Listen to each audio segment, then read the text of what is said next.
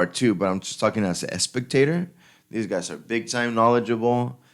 They have a good following, and right now we're just gonna talk boxing. And obviously, part of the boxing is what's happening now, which is the online. With them, all the boxers had no gyms. Fortunately, for a lot of boxers, Stay tuned.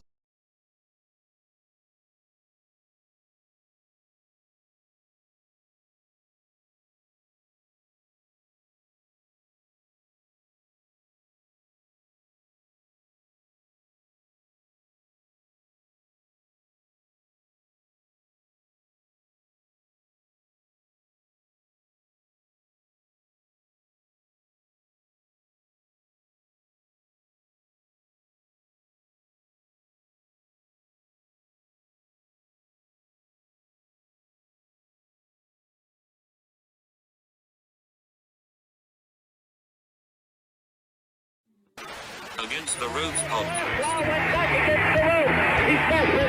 Against the ropes, number one. Ali won't extend himself while out against the ropes, but Ali still tries.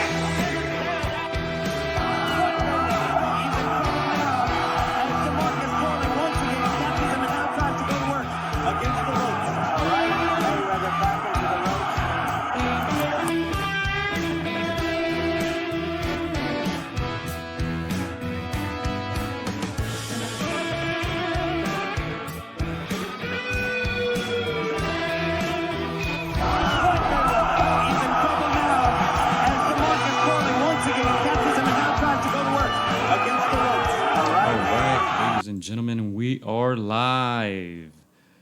Against the Ropes podcast, number 88.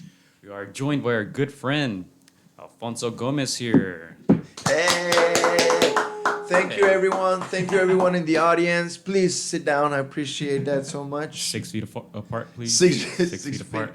Exactly. Social distancing, baby. All right, yeah, we are live on YouTube. Let's let the masses gather real fast. Early episode, noon, right? Yeah. Gio Garcia here with Christian Mosqueda. Thank you guys for joining us once again. And like we said, we have our good friend here joining us. How's it going, Alfonso? Alfonso's kind of busy. That's why we started a little late. Alfonso, he has some meetings going on over here on the side. He has his laptop open. Yeah, look at that. Streaming on the stream. How about that? Yeah. The digital world, right? We were talking about it before we started the show. The digital world, man.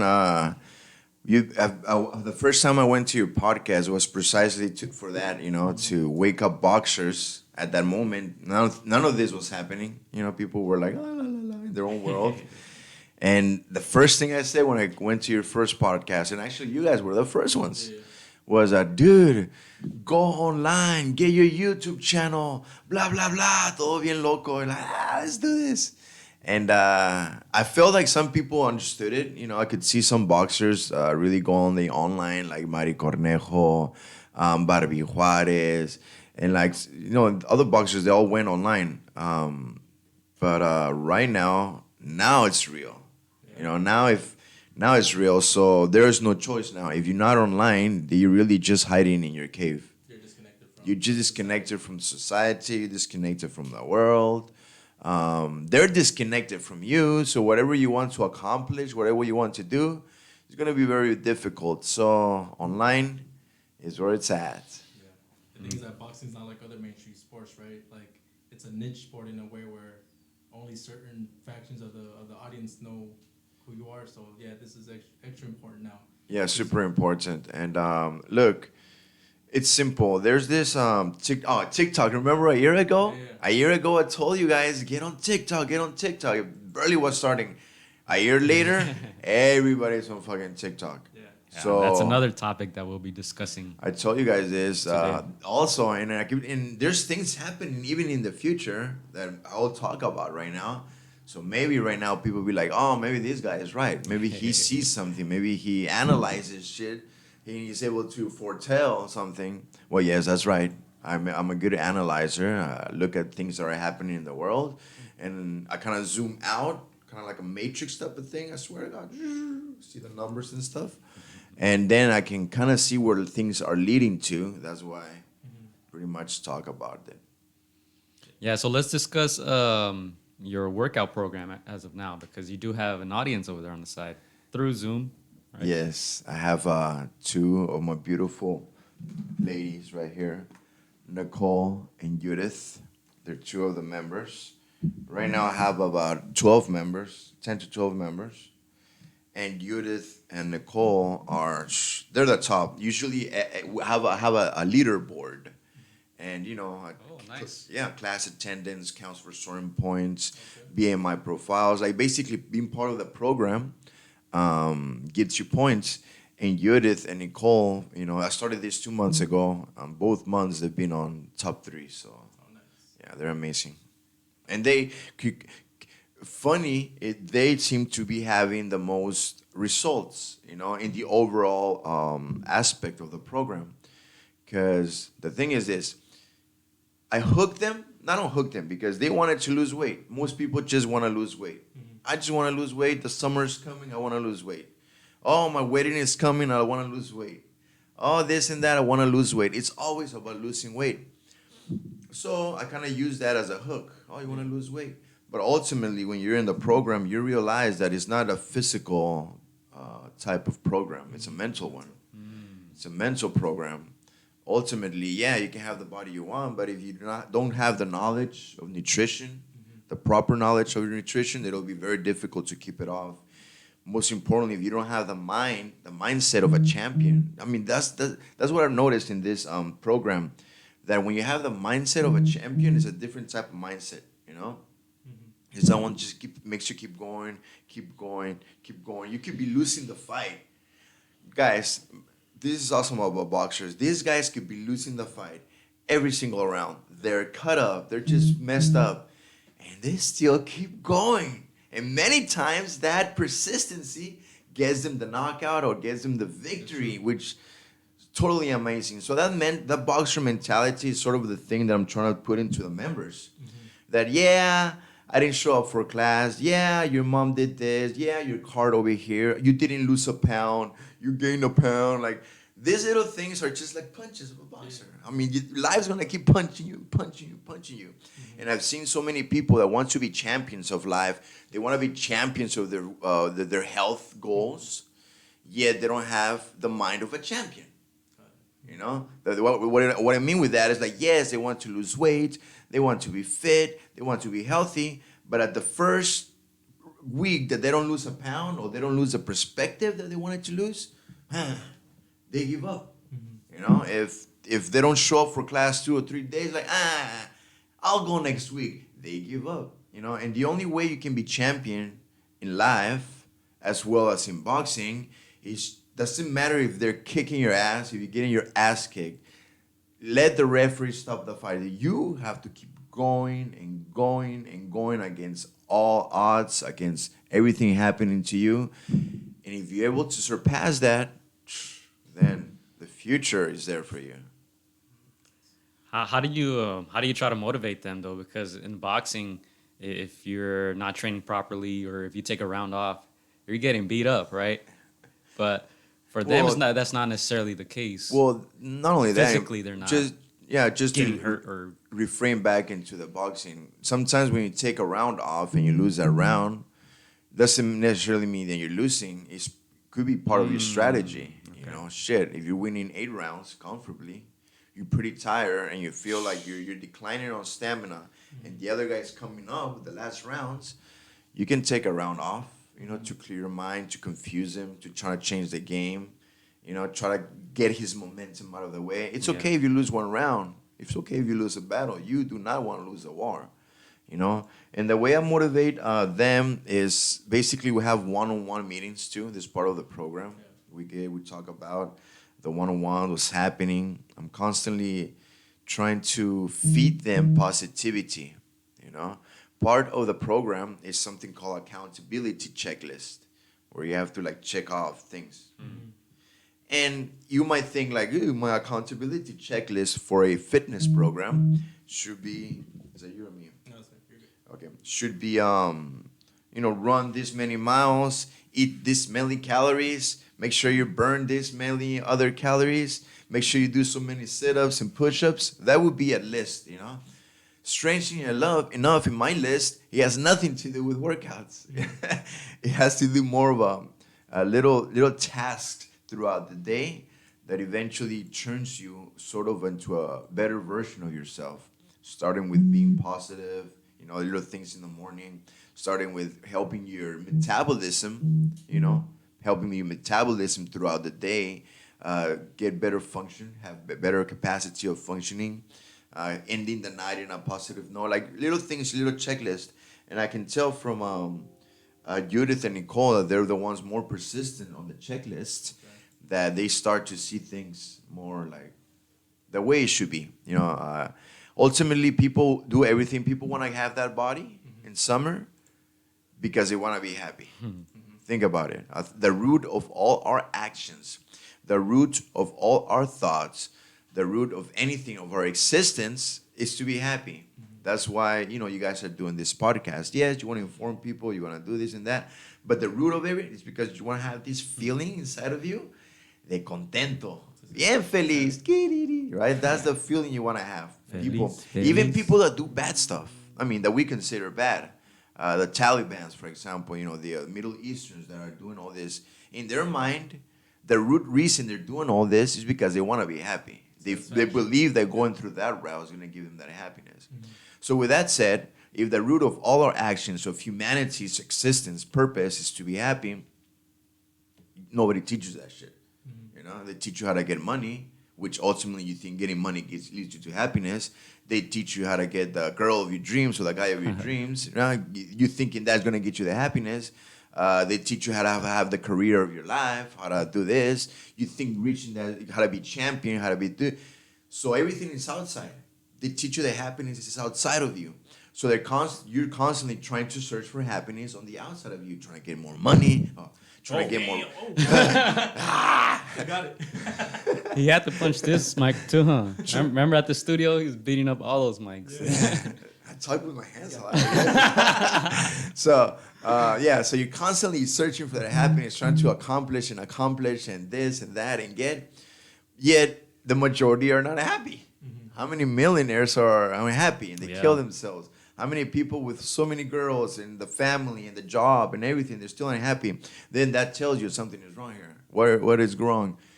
That happiness is not outside of you. Happiness is inside of you. And what I mean with that is that it's a mental capacity to be happy. Happy is not something that you acquire outside of you.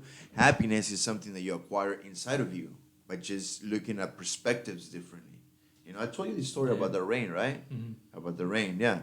So it's basically looking at perspective differently, the thing that gets you to happiness. Now, when you are happy, you are in this realm of vibration of, hey, ¿qué onda? People like, hey, they're like being reciprocant to vibration. They're shooting that happiness vibration back. And you start living in this realm. Once you start seeing at the perspectives, que llega el dinero, money comes, oh shit, the nice cars come, the girls, the friends, the prestige, everything comes to you. You don't have to search for it. You know, you're right here searching for the money. You're right here searching for this because you want to be happy. Just look at the perspective of things. Be happy as it is, and shit comes to you. And that is something that I've lived. I've proved it, and that is something that I'm trying to, for the members, to get that shit. Yeah, we're in quarantine. You know, look. Oh yeah, this is good. You guys gonna like this. You guys like bars. Bars. No, I'm not gonna rap, but how many of you, right, went to church and prayed, say, God, please, I need more time to do the things I want. You know, God, I'm so busy with work and the kids and this and that, and I want to do this, but I don't have time. Coronavirus. Now you have time. You have extra time. Yeah. What are you doing with it? You prayed for it so much. It's here finally. Well, what are you doing with it? And I bet you over 90% of the people that prayed for that moment, that wanted that time off, I want to be home and still get paid, please God. We're home and you were getting paid still. Like you have it now. What are you doing with that? Are you still complaining? Oh gosh, that's basically the mental realm that I want everybody in the listening, you guys, the members, that there's positivity in absolutely everything. It is your job. God gave us a free will. It says in the Bible, we're the only species in the whole existence of the earth and space that have free will. Well, utilize it wisely. Look at the positive things of life, and suddenly, man, your life is going to change. Definitely. Let me ask you about that because you posted something on Instagram not too long ago. It was like a meme picture. You said you were happier at 40 than you were at 20. Is there any truth to that, or is that just a meme? No, I did say that. Somebody just used that Wellington. So I'll say hi to Wellington. He's been following me since when I had to go box, since MySpace times. MySpace. Who remembers MySpace? Woo! No, you guys were too young. No, we still had it. That was middle school for me. Yeah, we're too. Well, yeah. Anyway, so he follows me. Then he did this meme where on a picture he just has me with beard and smiling on the same picture that I'm walking out of the ring, one of the fights when I'm younger. And yes, it's true. I am happier at 40 than when I was at 20. Are you 40 yet? No, I'm not. But Caught him in the lie. Cuarentón. Well, I'll be. Wait, what year is this? 20? Yeah, I'll be 40 this year. Oh, yeah. Nice. You look good. No, you look good though. You look like you're happy. Yeah, you do look. When we first met you, man. No, I'm just kidding.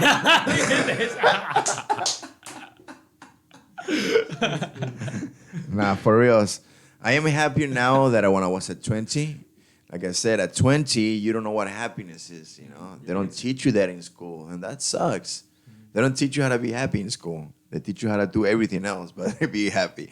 So, yeah, I was happy in a sense because I was in the contender. Yeah. I was fighting Miguel Cotto and retiring Gotti and fighting for the world championship. Gone to Thailand. But I was living the freaking life. Yeah. Very happy. And this is something I told my members when I first met them. I met them in a fitness retreat that I started working. 1 month before the corona hit, I started working there. And boom, this happened. Anyway, when I went there with them, they didn't know who I was. For most of my life, life has been about me. This is what I told them. Life has been about me, Starting when I was a kid, I was one of the very few blonde kids. Yo tenía pelo güero, and I had blue eyes. I don't know why, when I was a kid. So I was the only güero, the only blonde in the cuadra. So I always had that güero, that extra attention. We come to America and at 10 years old, and I start boxing. No, hombre, todos los tíos, los primos, la tía, el abuelo. You're going to be like Chavez. Chavez would fight. Everybody would get together in the weekend. No pressure. And who was the only boxer in the family? I was. Hey, Alfonso, you're going to be champion. Hey, I weigh. And it starts growing, You win fights, Junior Olympics. Now you have this big dream to go to the Olympics. And it's always, and my dad was, my coach, so he's always on top of me. In school, el boxeador, the boxer. I wasn't obviously the basketball player or the football player, which are the most popular in high schools. Mm-hmm. But I was a boxer, which was different than most. That helped me a lot in terms of that attention. Then boom, here comes I was gonna go to the Olympics representing Mexico. Then the contender, then the big fights. So, and not only that, then I retire, and every bar I go to, every place I go to, hey, Alfonso, una chela, Alfonso, wow, shut the fuck up. I swear, shut up. I need to. Shut the fuck up, right? Suddenly, I go to this job with them, and they don't know who I am. The fucking Mexican, what the fuck is he doing? He's the boxing coach, right? And they treat me differently. When people don't know you, they treat you differently than when they do know you, right? And I've seen it. I can see it. But what got me the most is that through all my career as a fighter, I was able to learn how to lose weight. You know, how to get fit, how to have a six pack. I learned a lot about nutrition for 20 years. Broken hands, broken wrists, fucked up ligaments, back, neck, everything. I learned a lot about therapy, physical therapy. So all this knowledge that I acquired, suddenly I'm in this place with them, and I'm able to provide all that value, you know. And they were so loving and so happy and receptive that that feeling that I started to get. Suddenly, I realized that being champion and being famous and being all this and all that and having all these things come to you, they just come to you. It's a great feeling. I am not gonna lie, it's freaking awesome. It's awesome, and I know you say, oh, but it seems like if I have to put it in a physical perspective for you guys, it almost seems like it's fulfilling from the outside. I can feel it. I can feel it in the surface. That beautiful feeling. Okay. I can feel it. I can reach out and get certain things, which is awesome feeling. However, when I started working with them, that they didn't recognize me. They didn't give me the applauses. They didn't give me the free beers. They didn't even mention my name. Hey, coach, what the fuck is your name? You know. And then I started giving them, giving everything I did. Oh, you're hurting? I was actually looking for people. Oh, you're hurting, Judith? Oh, you're hurting, Nicole? Can I help you? I know I can't because, you know, the boss says you can't because you don't have a license, blah, blah, blah. But let me help you on the side. I mean, that helping them. Suddenly I started getting a fulfillment that I have never, ever felt before. And it was from the inside. And it feels so good that I can honestly tell you right now that I am at the happiest I can be because, one, when I was 20, I was getting all the happiness from the outside of the world, which is awesome. But now at 40, not only do I understand happiness more, I'm able to be happy by giving. Holy cow. How many people are happy by the receiving? Yeah. Raise your hand if you're happy with the receiving. Yeah. Exactly. I like Christmas. How many people are happy with just giving and nothing in return? That's tough. That's a little tough. That's very tough. Yeah. For some reason, I'm at that realm right now that I am the happiest when I'm giving. And if I don't get anything in return, it does not faze me at all. So yes, to answer your question in a long freaking answer, yes, I'm happier now at 40 than when I was 20. Yeah, you know, I think that's a narrative because I don't know if you liked Michael Jordan growing up, or I'm sure you heard of Michael Jordan. I've heard of Michael Jordan. I never followed him. Greatest of all time. And yes. This and that. And there was a documentary recently, and he kind of echoed the same sentiments. Like, wow. Since he was in high school and college, everyone knew he was going to be the Michael basketball Jordan. god, right? Yeah. And I think one of his best friends was Charles Barkley, another basketball player who was great as well. Yeah, Charles Barkley, bald. Yeah, I remember. Yeah, and he said he just treated me like I was Michael Jordan. You know, everybody else wanted something. Everybody else thought I was this basketball god. Yeah. But Charles Barkley, who was a basketball player too, he just treated me like a friend because they're both kind of going through the same things. Yeah. And it's true. I don't know to how many athletes it happens. And I'm sure a lot because most athletes become trainers, right? Mm-hmm. They have the knowledge, now they pass it on. But I have to say it's true. When people treat you in a certain way, you become accustomed to it. You can even see it. You can even play with it. I've done it before. I've gone to the bar and like sat there and, you know, just make it happen. I know how to do it because we learn how to do that. But when it comes to being treated in a different thing, it kind of throws you off. And it's intriguing. I mean, I was intrigued by all these ladies and, you know, the people of the program. I was intrigued. They were treating me so nicely without really knowing who I was, where I was. Oh, this is cool. One day, they didn't know who I was, right? So there was this area where they had a big TV, and their lunch, that's where everybody get together for lunch. And one day I was there and I put the Arturo Gatti fight. I knew it. That's my highlight right there, the Arturo Gatti fight, and that's my best fight, my highlight of all the fights. They're probably like Arturo Gatti. Yeah, they're like, oh my god, I love that guy. Arturo Gatti is the best. Who's that other guy? So yeah, when they realized like, wait, who's that? You know, then it did change. I've seen it. You know, now they're like, oh, Alfonso, back to that regular old Alfonso type. They know of thing. my name now. They're showing me off. Look, I'm with Alfonso. Let's take a picture. But before that, it was that moment. Before they knew who I was, it was a moment that really captured me. And I'm moving forward with this program because look, I'm not even charging that much. I'll even say so for just the class is like $100 a month right now. You know, then you're getting more involved in the program when it's nutrition and this, and it goes to 200. Blah blah. It keeps going up in tiers, but tiers. No, not tears. Tears. My English not very good. So right now I'm like full on in the program. I'm so happy. I'm so happy in helping members that when you mentioned, oh, Alfonso Gomez come back, you know, you would have told me a year ago when I was trying to face Omar Chavez. Yeah. I would be like, yeah, I want to kick his ass. But right now it's like, if I want to do a comeback like Mike Tyson, I really have to take time away from what I'm building, you know. And there's a good momentum that I'm doing. So, nah, not right now. Thank you, Nicole, and thank you, Judith. I know you guys want to see me getting my ass kicked somehow, or kick some ass. And but no, and for everybody watching and wondering, because there's a lot of people that are actually like, you know, they ask me, no, sir, not right now. However, if I was thinking the other day, like, man, fucking Omar Chavez is an idiot. I'm sorry to say it. Dude, I'm going to say it straight out. Because I was reminiscing on that the other day, on the Omar Chavez thing. That we had a good momentum going, you know, in terms of telling everybody that you can use this marketing platform, the online and the Zoom and all that stuff to build up something, right? And I started to do that. You guys were interested. I could see the momentum going.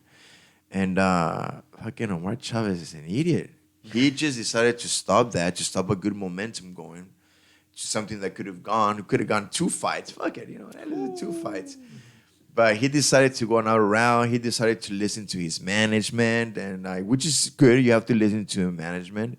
But man, he got this stupid fight. He lost, and then yeah. So Omar Chavez is the son of Julio Omar Cesar Chavez Chavez. is the son of Just for Julio you. Cesar Chavez. So I'll say it right now. If I'll come back to it, it's not that I want to fight that guy in particular. It just seems to me like a fucking easy fight, easy as hell fight. It seems honestly, dude, like a super easy fight. It seems like a big name because it's a Chavez family, and the fans are gonna get to see me fight because there's a lot of people wanting me to meet. So in an overall aspect, in terms of the Alfonso Gomez life, that makes sense to me. Like, yeah, I'll get a couple thousand. Yeah, I'll fight again. I'll be on TV. I'll be in a workout. You know, my clients, my friends can see me fight again. I'll have that feeling again, which is awesome. And I'll fight a big name in a freaking easy fight. So yeah, for me, that would be awesome. The crowd liked that. Thank you. So if he does want to do it, fuck it, let's do it again. If not, I'm not interested. I'm so happy doing the program here that, you know, and it requires a lot of time, you know. What I was saying about $100. It requires a lot of time. So I could easily say, hey, here's $100 a month. I'm going to be at this hours. You show up, cool. If not, you don't, right? But I actually, I can see somebody being in the program and not me getting involved, you know? So we not only have that 3 classes, not even 10 classes a week for $100, 10 classes, which is times a day. They also have one-on-one meetings, accountability checklists, weekly BMI profiles. We have a weekly group meetings. We have, we didn't do it last night. Saturday social hour where we get together and just chat about stuff. So it's a whole program involving the coach and the people. And ultimately, every time I have an opportunity, whether it's through the podcast right now, whether it's through the meetings, I'm always injecting them injecting them with that positivity. I'm always injecting them with those mental thoughts that ultimately get you where you want to go. So it sounds like it's not just like physical, mental. It's kind of holistic. So you It's talk a whole also about program. Their social. I'm guessing. Yeah. social? So, well, look, the program is called One Healthy Athlete. Yeah. Now, why did I call it One Healthy Athlete? Because athletes are like you, like you, like you, like you, and like me, just regular people. The only difference between an athlete and any other career or any other job is that an athlete is a person that is, in general, is in shape, you know, very good shape, has good, so physically, he's on top of his game. Physically, yeah. A good one top athlete, complete athlete, a healthy athlete is on top of his game, physically, mentally, I mean, athlete, mentally, socially, economically, financially, spiritually, and so mentally, physically, emotionally, spiritually, there it is, socially, physically. Anyway, 6 different oshalies, whatever. I keep forgetting it, but it's an all Especially. Oh. especially so it's an overall aspect of one healthy athlete. It's not just I go to the gym and I train and I look good. I mean, yeah, you can look good, but if you want to be one healthy athlete, Officially. it requires you crazy mental capacity. It requires you to be sociable and likable and with people. It requires you to be financially stable, because of your career, spiritually. So the program, yes, it's called One Healthy Athlete for that reason, because we work on building you a better version of yourself, not only in your abs, but on your mental abs too. Get stronger, fortify your mentality, fortify your spirit, spiritually, socially with the gatherings. And basically that's why. So it's not just you come here and work out. It's more about you come here and I'm gonna do everything I freaking can to make you a better version of yourself. Yeah. Yeah, now before we get into the Mike Tyson comeback, and we have a comment here from Derek. Shout out to our boy Derek out there in the East Coast. He says, just fight Chavez Jr. and break his nose. Derek from the East Coast, thank you for that. Chavez Jr. is so heavy, too big. Let's be honest. I'm not gonna come back just because it's a big name and it's a big fight. I just want to do a nice fight. Like I said, if I do, it's gonna be against Omar Chavez, which is the easiest fighter with the biggest name I can think of. Other than that, I'm not interested. Easy fight against Easy, Omar. fucking easy. And then Quiet cannon. let's yeah, let's let them have some words here. I don't know if they're still there. Judith, Nicole, they want to hear your beautiful voices, ladies. Yeah, So- you can set they should be able to hear them. So let's start with you, Judith. All right, give me a minute.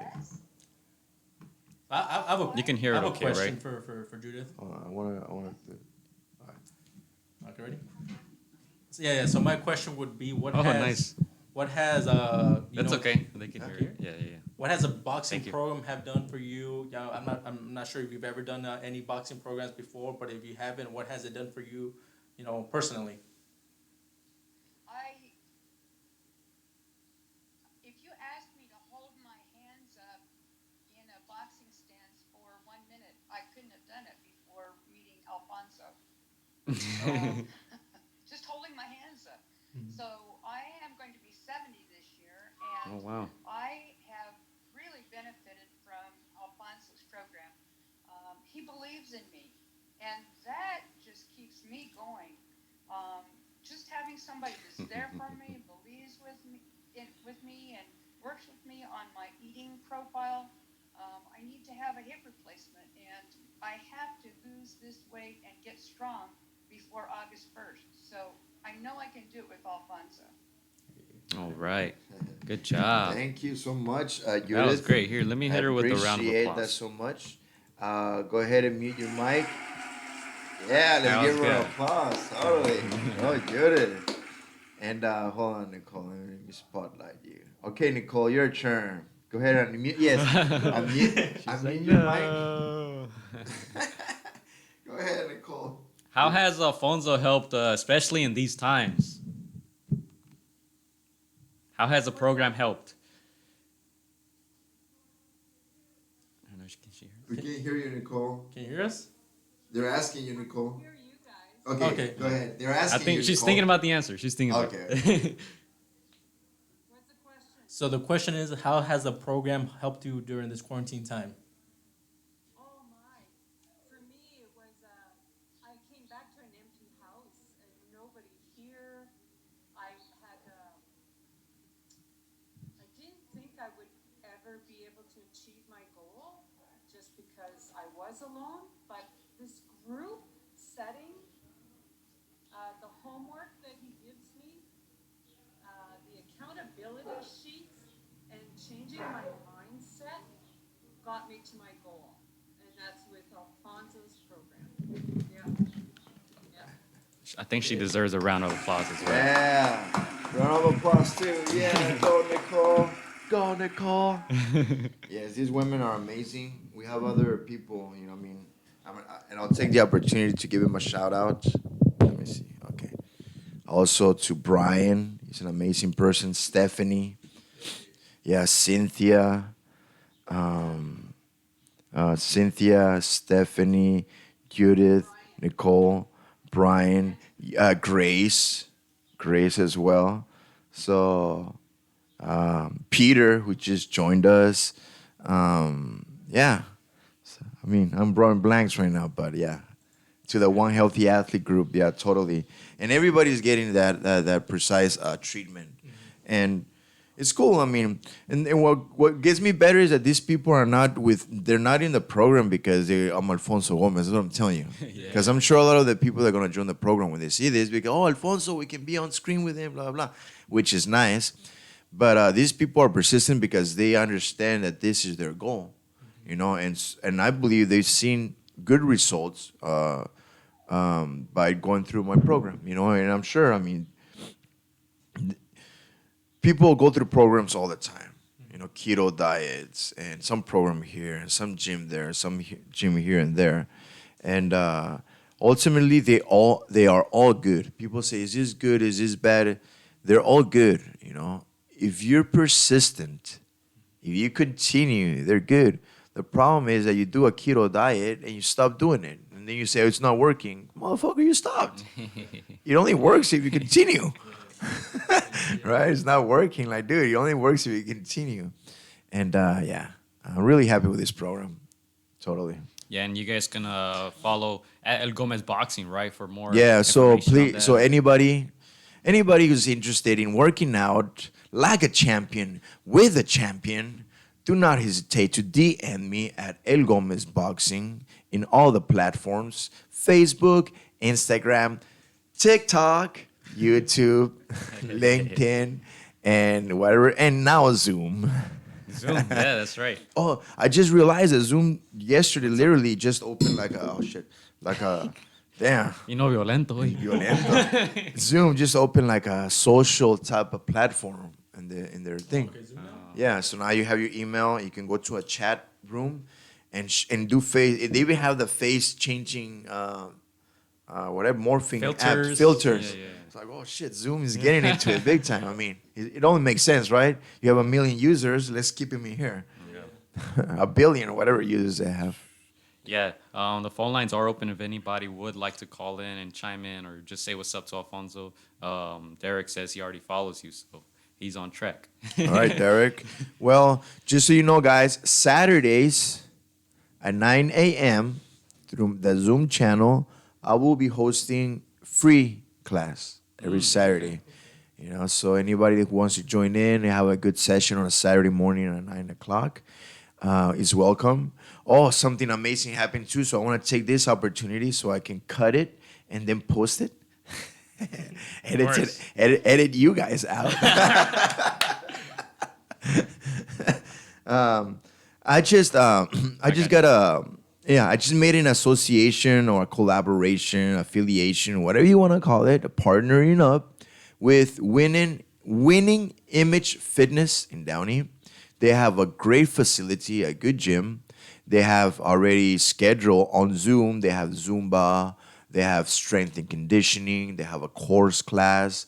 They have different courses. So we are going to join together. And this is good for you, Nicole and Judith, that you guys are going to have access now, not only to the Monday through Friday at 7 a.m. and 6 p.m. with me, the boxing cardio. You're also going to have access to Zumba class. You're going to have access to a core class. You're going to have access to a strength and conditioning class.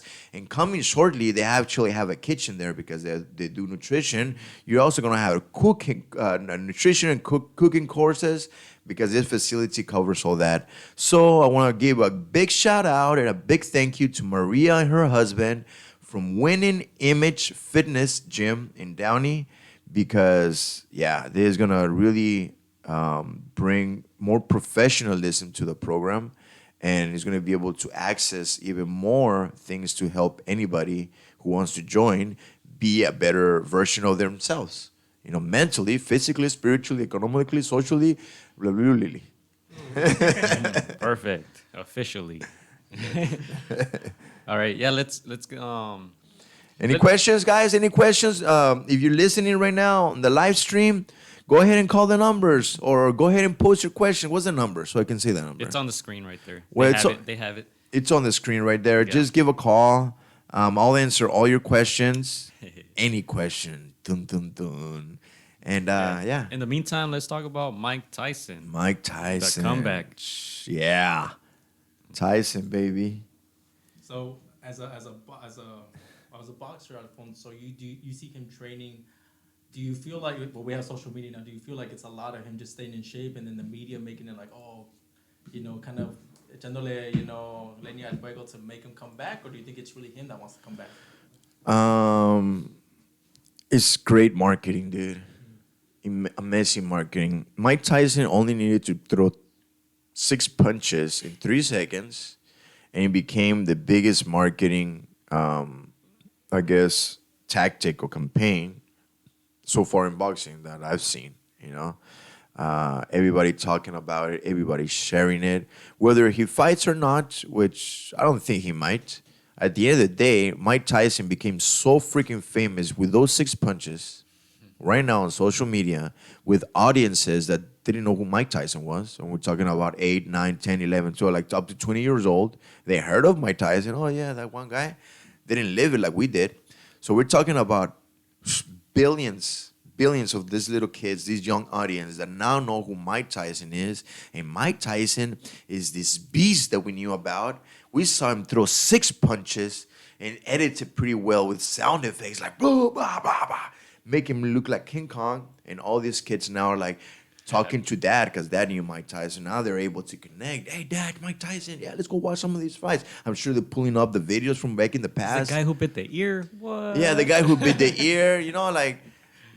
I don't know if he's fighting back or not. I just want to applaud him or whoever's the mastermind behind this in terms of making Mike Tyson nowadays probably one of the most popular boxing names in the world with young audiences and old audiences only because of this 1 3-6 second video. Amazing. Yeah. And the thing is, he has a lot of stuff going on. He has a podcast. Yeah, he's in the cannabis world. He has a Tyson Ranch, things like that. Yeah. But the podcast has really taken off. He has one of the best podcasts in the world. I do not doubt that he's gonna get picked up by Spotify. All right. Mike Tyson. And let's talk about that too. Yeah. The Joe Rogan. Joe Rogan. Right? The Joe Rogan podcast got picked up. They're saying he's getting like $100 million up front or something like that. That is beautiful. I mean, hard work pays off. Consistency pays off. When Joe Rogan started with his podcast, it wasn't the Joe Rogan podcast that is right now. Yeah. They said 11 years ago. Yeah, 11 years ago. Yeah, people were like, accurate or not. People were like, what is he doing? Back then, I didn't even know what a podcast was. Yeah. I remember having an iPod Touch. Yeah. And they had this stupid little useless app that said podcast. Yeah, and when I would click on it, it was basically like radio that you can just play back. People so I'm like, talking. Why would you need this? It was exactly. Just so useless to me. And when he started back then, he was one of the guys in the first wave. That's why he's on top of the wave now. Uh-huh. That's what I told you earlier. There are waves of things happening. Be on top of the wave, and you don't have to struggle. So he was on top of the wave when this shit first started. Yeah, dude, it's freaking awesome. Yeah, it's just proof that it's digital that you have to go to. Yeah. Well, let me rephrase that. I think it'll separate. It'll be the whole digital type of thing with a lot of money, but also there'll be another group of people who are still trying to make the past survive. You know, the old school people, old school people doing shit with their arms. The you know, traditional the way, traditional right? way. It'll be communities and things, and I'm sure that they themselves, if they're persistency is key, consistency. If they're persistent in their old school ways, once everything separates, there'll be people over here building fucking things with their hands that only robots build over here. They're gonna get a lot of money for their hands building whatever the fuck, you know? So just be consistent and persistent when you leave. What I believe is the digital. You know, I'm not gonna go to the old school. I just believe it so much. I'm into it so much, and I've been speaking about it so much that podcast is the way. You know, I wasn't aware he was making about 30 million a year just from the podcast. Yeah, That's insane. dude. I'll even Just say it from like the this. podcast. Yeah, there's this TikToker, very famous, una mujer, a lady, a girl actually. Her name is Charlie Dimiano, something like that. I don't know her name well. Anyway, every time she posts, she has like 60 or 80 million followers on TikTok or more. I don't know. Every time she posts, she gets 300 million views, type of thing, a billion views on her stuff. And other people like Kevin Hart, The Rock, they get 1/3 or one eighth of what she gets in terms of views and likes and comments. I'm talking about this girl that Charlie Dimiano just started doing TikTok, became so famous, and I don't even know her name, so I apologize if I'm not getting her fucking name right. But the idea here is that this girl, that she's only 16 years old, has so many followers that she charges more per post than somebody who only gets 10 million, like Kevin Hart. So shift of powers are happening. What's gonna happen in the next year when somebody that nobody knows, some little kid in Asia that is doing some good dances on, he's very famous, very charismatic, is able to blow up and have 1 billion followers? It has more power than somebody who, in our world, in our era, was so huge like The Rock, but The Rock, every time he posts, he cannot get that many views. So by numbers, because money does not look at who you are. Money only looks at numbers. Money is numbers. So when the numbers are right, money just goes there. So the power shifting, it's happening. You got the Joe Rogan experience happening with the whole Spotify. Nowadays, Zoom workouts are so popular. Who would have thought, dude? Who would have thought that people in their homes, and you're in your homes, you'll be working out? And now it's happening. So just a piece of advice for everybody. You still got time to ride the wave. It'll be closed. They will be charging you to have a YouTube channel. I said this last year, and I want to say it again. They will charge you eventually to have a YouTube channel. They will charge you to be part of the world. Right now, that is still free. Right now, the customer acquisition through Facebook ads, influencers, is still pretty cheap if you're smart about it. Compared to traditional media, right now you still have a chance to ride that wave, to get your money, to have your security, because later, man, it's gonna be too late, buddy. Yeah, I constantly think about this show, right? Where is it going to be in 1 year, 2 years, 3 years? And I think Spotify made a huge move, because they're probably going to start doing some type of video streaming as well to compete with YouTube. Right. Because Joe Rogan is not. They're not going to be doing YouTube audio anymore as much. So Spotify TV. Spotify is going to do something to try to even out that playing field. Yeah, to pay him that much, they're gonna want their money back, like to make it somehow back. And so. Oh, they already got it back. Their stock went up Yeah. the next day. Yeah, it went up huge. They made their money back in a couple hours just from their stock. So it was smart. The thing about audio, also, I'll say this again, since you guys said, "Hey, what?" Audio is the future more than video. Video is cool, but audio it's taking over the world. And you could take it anywhere. Yeah, basically. Well, the thing in your pocket. The thing with audio is that you can still do other stuff. Yeah. And right now in an era where immediate gratification is like happening, you want to have whatever thing happen now. I want my food now. Click. ding dong. Hey Uber, thank you for the food. I wanna watch my whole season today. I don't wanna wait 6 months. Click Netflix. Yeah. All On right. demand. Yeah. So this immediate gratification lifestyle that we got to is come to a point where we want 3 or 4 immediate gratifications at the same time. Yep. So while we're listening to whatever the hell, we're looking over Watching here, something watching else. something else and doing something else. So it's 3 at the same time. So audio is video is awesome, but audio it will surpass it, and it's gonna have to do mainly the recent audio is gonna take over is because nowadays now you can be in your house, be in your car, be anywhere, and all you have to say, "Hey Alexa, turn the car on." "Hey Siri," it's so easy like that. And with 5G, you guys don't know what's gonna happen with 5G. 5G is gonna be so everywhere, and there that at one point you won't have to go to your phone. You're gonna walk out of your house, right? And you're gonna say Uber, Uber, like that. They know you're there. They hear you. They know who you are. It's on your pocket. Like they know who you are. Immediately, you won't even have to say here. Uber's gonna come to you by you just saying Uber. You're gonna get in the car and be like, I want to go here without typing. No more typing. It's just voice. Everything's voice, voice, voice, voice. So when it comes to you guys and podcasts, and Joe Rogan did it, dude, if somebody says, "Hi, I want to, yo, Alexa, put the top podcast for me." The top podcast is Joe Rogan. La la la la. 100 million downloads in 1 month. La la la, right? So be like, okay, put Joe Rogan, right? So in a way, anybody doing anything right now, they really have to think about the audio experience. What can you provide with audio experience for the people so you can ride that audio wave big time? So you can be part of Alexa and Cortana and Siri and the other girl. What is the other one? Yeah, it's Siri for Apple, Alexa for Amazon. It's Cortana for Windows. Maria. No, and what is Bixby? Bixby. It's not Maria, Chris. Anyway, go to the audio. Maria, Maria. Bilingual. No, yeah, it makes sense. Yeah, once you go audio, yeah, it's because I think instant gratification, like you said it, everybody wants to have that girl now, the boy now. They don't want to fucking, like, it takes, Right. people want it now. And you're driving, you're listening to audiobooks, all that stuff. You're running, you're listening to it. You're doing chores, you're listening to it. So audio, Watching TV, listening to it. Audio has been huge always, but it kind of died out a bit through radio. But it's coming back through the podcast big time.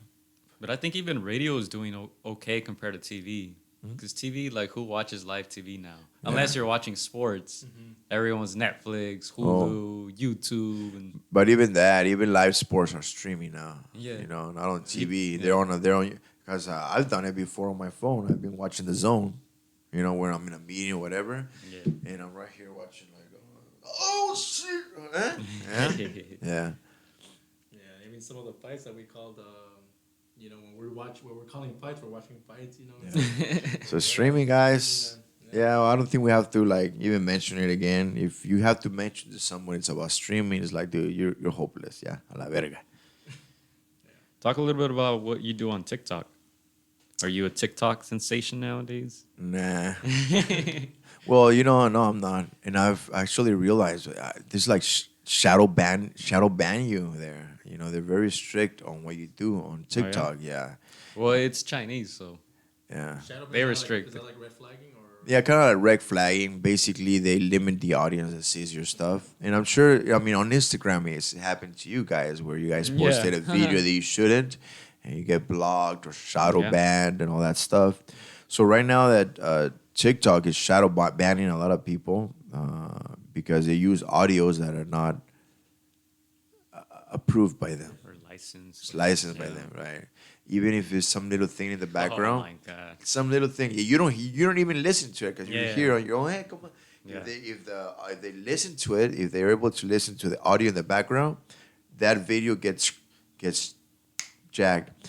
And it makes sense. I mean, shit's copyrighted, people, all that stuff. And it happened on television. Television, every time was in the contender, for example. Every time it would be on TV, they had somebody specifically just looking to see if there are any brands showing. and they would run it with a tape of that color of the shirt yeah. with a white, blue, green, and they would cover it. They had to cover all that stuff.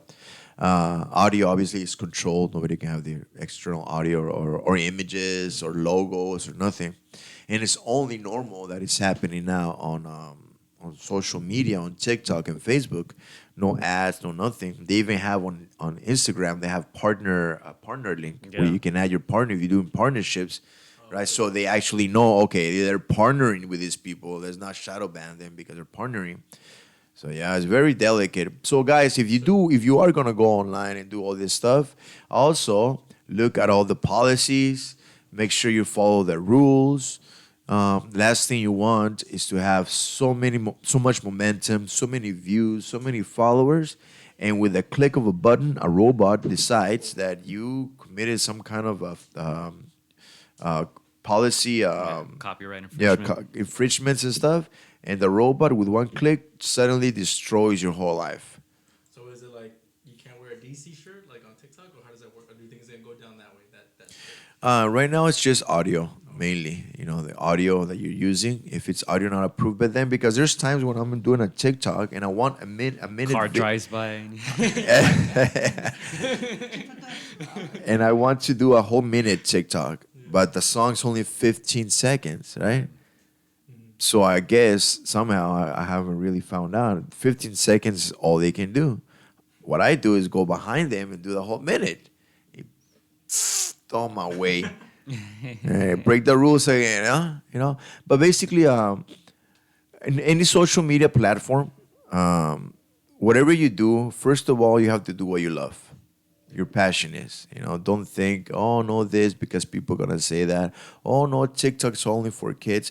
You guys said that the first time I mentioned it. TikTok is only for kids. Now everybody's in that shit. So just do your passion. But the number one thing when you do a social media in order to really be accepted is to provide value, to give. Remember we spoke about this earlier, guys, about receiving, which is awesome. People love to receive. Raise your hands if you love to receive. Yeah. But to give without expecting anything in return is actually the key. So for you guys, go ahead and give information, give free material, give free knowledge. And from there, you start growing your reputation that at one point, people will be like, hey, this guy knows what he's talking about. Now you can charge. Yeah.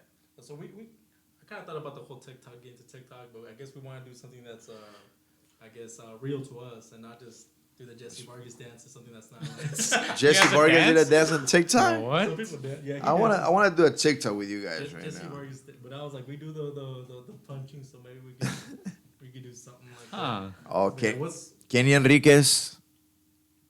show us how to do a TikTok video. Are we gonna have music in this? Cause you know how YouTube is too. YouTube is getting It's Kenny Enriquez. I love that girl. Who's that?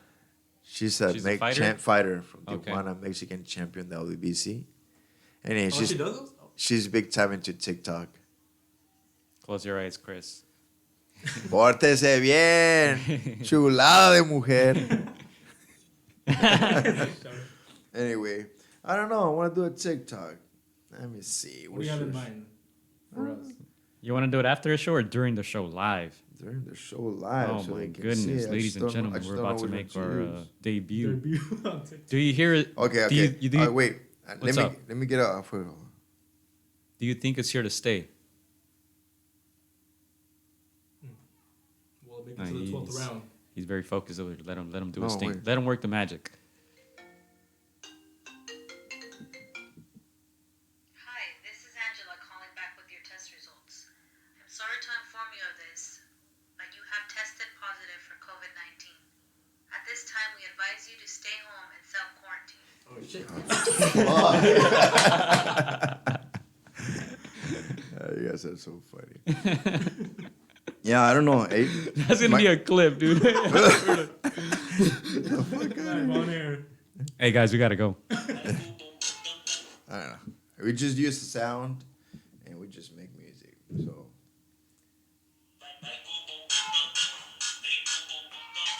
Jay's like, I don't know what to do. Okay. Let's see how it came out. Let's see. podcast. I want to get this mic.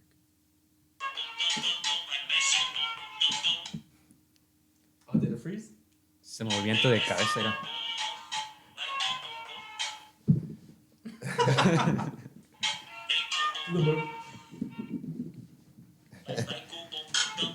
Don't try this at home. That's actually pretty funny. Parece que está tocando la maraca. That's Okay, I kind of get it. That's nice. He's tocando las That's maracas. I'm a slow starter, as you can see. Dude, honestly, I take the first round off. sometimes I'm taking my time to the TikTok and it gets like fucking 3 views. And sometimes out of random, just real quick, boom, boom, boom, and shit just explodes. So when it comes to TikTok, Content in general. it's just shoot boom every Yeah. day. My daughter has like 6,000 posts or something. Like, what the fuck? You can scroll forever on her TikTok. 6,000 posts. She posts like 20 times a day. But that's the way to do. You know, you got so many people thinking about it, planning for planning, thinking, and trying to execute. And then they execute and they don't like it. They repeat. Like they wasted 2 hours on something. And then you got this kid from Asia and that in those 2 hours did 7 TikToks real quick. Didn't give a fuck.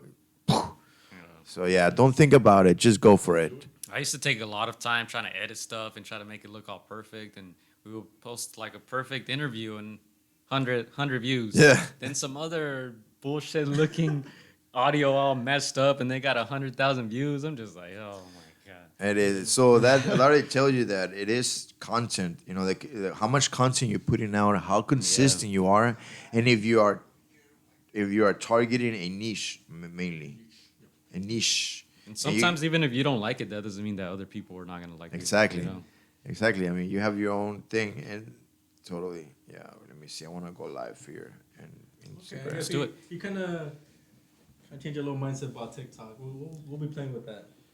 Now, see, the reason I don't want to do it is probably going to take some time from the stuff that I really want to do. So, I don't know. What do you want to do?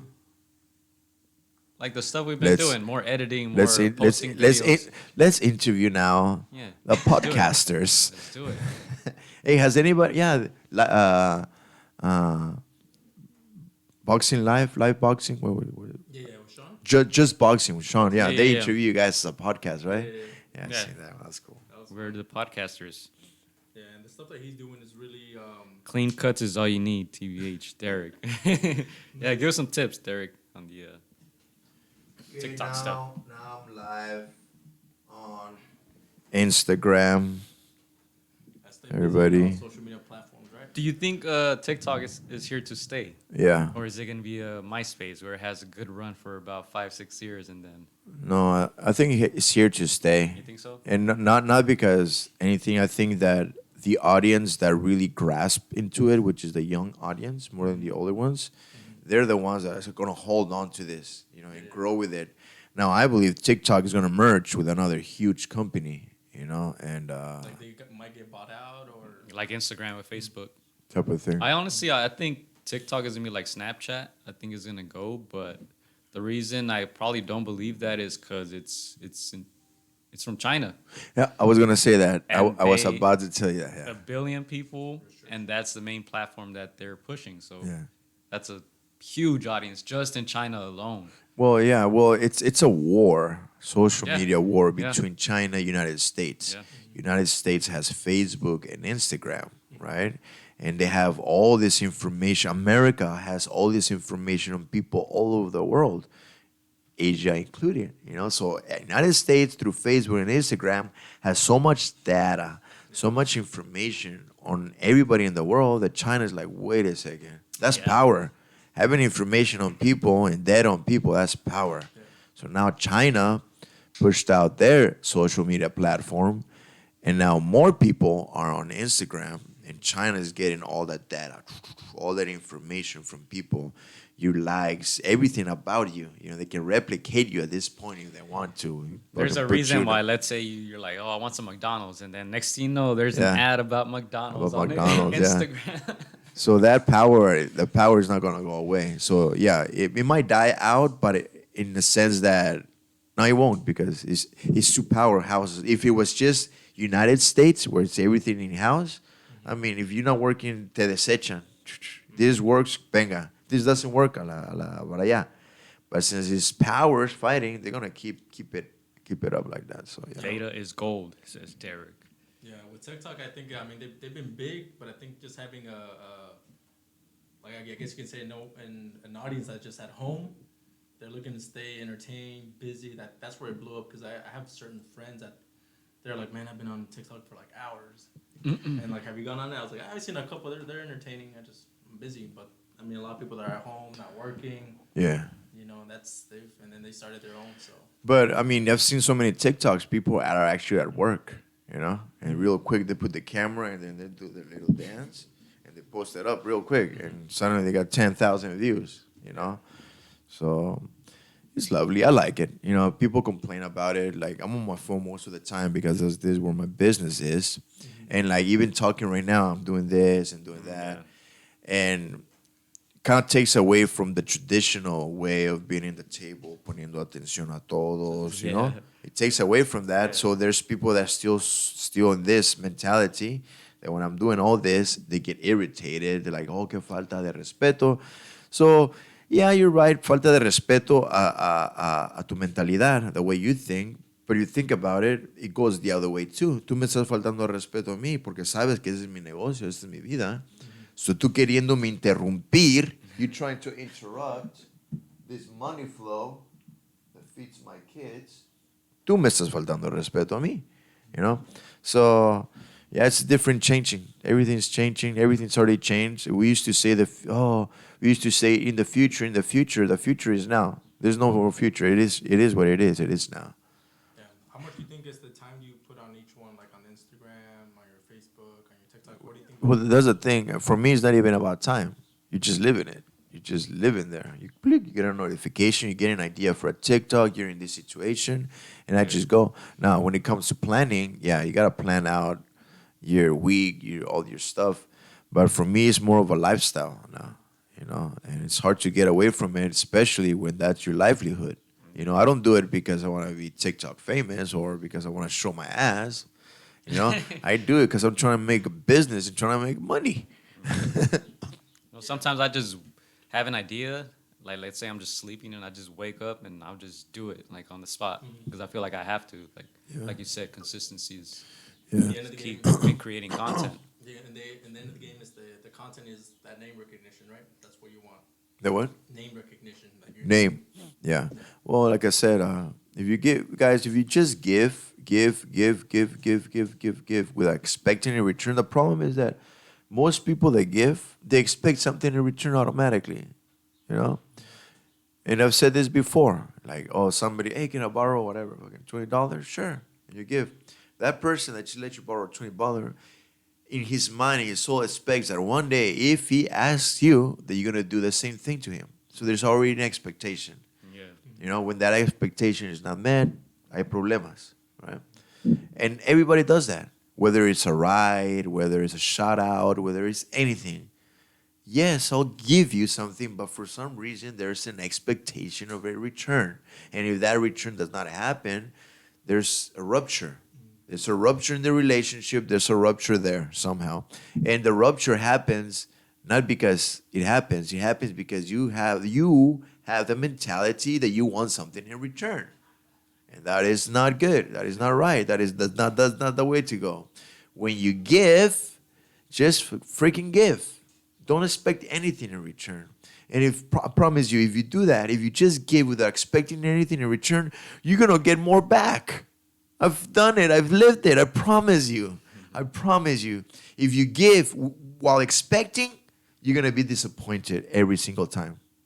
No, you're going to break relationships. It's going to be good. But if you give without expecting anything in return, my friend, you're going to get more than what you expected because you expected nothing. Well said. Well said. You know what? I have some rapid fire questions here for you, Alfonso. always good.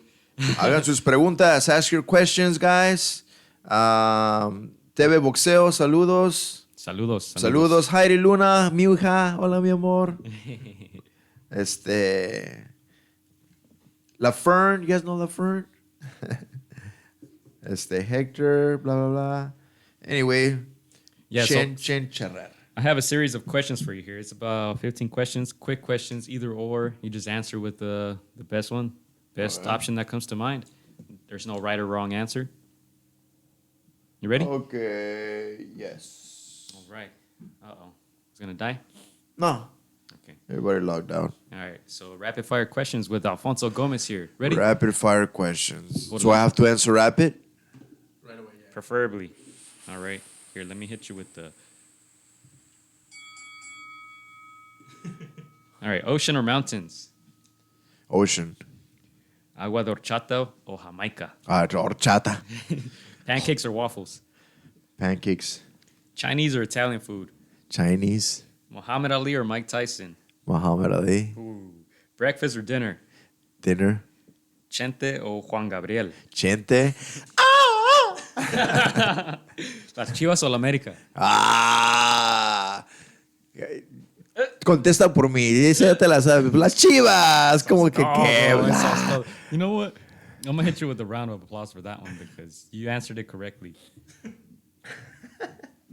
Hit it. What's up, guys? Cadillac.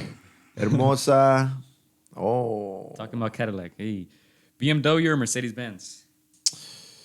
BMW. Marco Antonio Barrera o Eric Morales? Marco Antonio Barrera. Wrong answer. Nah, la verdad, los dos son igual. But if you had to pick one, you say Marco Antonio. Barrera, yeah. That's I go with Barrera. All right. Would you rather watch baseball or watch golf? Hijo de la chingada. I don't know. It don't matter. I'm gonna fall asleep with both of them, so I don't give a fuck. That's the right answer. El que sea. Novelas or movies? Ooh, movies. But if you say TV shows or movies, TV shows. I'm a big. I love binge watching. Oh my god, I hate we'll it. get I into hate that. it and I love it at the same time. We'll get into that after. All right. Breaking Bad or Game of Thrones? Breaking Bad. Oh yeah, that's what I'm talking about. Correct answer. Breaking Bad. That's Yeah. the correct answer. All right. If you had to choose between making an appearance on Sábado Gigante or Cristina, which one would you choose? Sábado Gigante. Don Francisco. Don Francisco. Con el Spinning con el chacal, ¿verdad? con el chacal de la trompeta. Yeah, con el chacal. I would be with a chacal. Yeah. If you had to relive one fight, would you choose the Gaddy fight or would you choose the fight against Kamegai, your very last one? Oh, with Gotti. Gotti? Yeah, that shit was insane. Would you do something different? No. Hard, maybe in the beginning. No, would I do something different? Nah, I think I did pretty well. Everything went to plan. And what I wanted was to, dude, when they asked me about Gotti, I've said this before in your interviews, but I'll say it again. When they say, you want to fight Gotti, the first thought, I swear to you, that I thought it was like, oh my God, I'm actually going to have fight of the year. Because to me, it was a recipe for a badass fight and possibly candidate for fight of the year. However, for some reason, Arturo Gotti, that one fight, he decided to box and not brawl. So he took that away from me. Now, if there's something I could do, I couldn't do nothing. Maybe I would have tried to convince him, dude, just brawl with me. You should have done a rope-a-dope. Muhammad Ali, go against the ropes. Oh, yeah, that would be cool. I don't think he would have given up that opportunity. He I think would've- he would have he gone would've- for it. I don't You don't know, think dude. so? I messed up. No, I didn't mess up. It's just the way things played out. But I would have wished that somehow Arturo Gotti would just stand toe to toe with me, and we could have created this amazing fight, back and forth. I was just hoping for it, but it didn't happen. However, the victory, everything played out, cannot complain. And we have Sean. We have Sean here checking in. I don't know if you heard, Alfonso, we were talking about you earlier, Sean. I don't know if you were just checking in. But let's continue this real quick, and then we'll get back. If you had to redo one fight, would you choose the one against Cotto or Canelo? Shit. I would try to do both. Well, no. I would say Canelo. Because with Cotto, oh, shit. Am I use this? Yeah, go for it. Oh, That's why we put it there the whole time, Alfonso. Come on. Giving you the I'm just kidding. tools. Yeah, go that way. The side way. Yeah, go that way. Instagram doesn't do side. And then you can flip it though. Yeah, you can flip the. Just hook it on Oh. like that. Yeah. Oh man. And then put it on the side. With And then you could move it like this one. Mira. Yeah, there you go. Or the other way. Ahí está. Se sabe. ¿Cómo chingados no? Ay, güey. Look, there's an opening. There's an opening on it. You know where the ball is? You got it. Yeah, something like that. Ah, fuck. Anyway, so going back, so I'll just open. No, So you said the Canelo one. Water bottle. I would say the Canelo one because There you go. No Mickey que no. Mouse. I would say the Canelo one because with Cotto, even if I wanted to, I couldn't do anything. I had my knuckle. My knuckle was broken for that fight. I didn't train properly. I couldn't spar properly. They had to put cortisone and numbing thing the day of the fight so they can bend my finger, put my glove in. My training was shit. My fight was nothing. So if there was anything I could have done, nothing. I just couldn't. My hand was messed up. It was a great opportunity for a lot of money. And it sucks. It sucks going into a big fight of that magnitude, knowing that that's your chance of a lifetime. But at the same time, in the back of your head, you know that I tried, you know. But when it comes to Canelo, That was Martinez actually said something like that too. Sergio Martinez against Cotto. yeah? What do you that say? He couldn't. Well, he was injured. He had that knee injury, and I think one of his sparring partners. He said they brought in some new guys, and one of them hurt him. Like he hurt his Yeah. ribs sparring, and Oh, he couldn't shit. spar the last couple weeks and things like that. So he Right. kind of knew going in that it was not gonna be good. So yeah, so at least with Cotto, I couldn't do nothing. It's just the way things played out. But with Canelo, I think I would have protested more the early stoppage. You know, I throughout the whole camp, throughout the whole promotionals, through everything, I always spoke to the media like, nah. I always kind of spoke about the fact that they always try to give him the fights. Not give it to them, just look for opportunities for him to win in a way. Even when fights are close, they give him the points.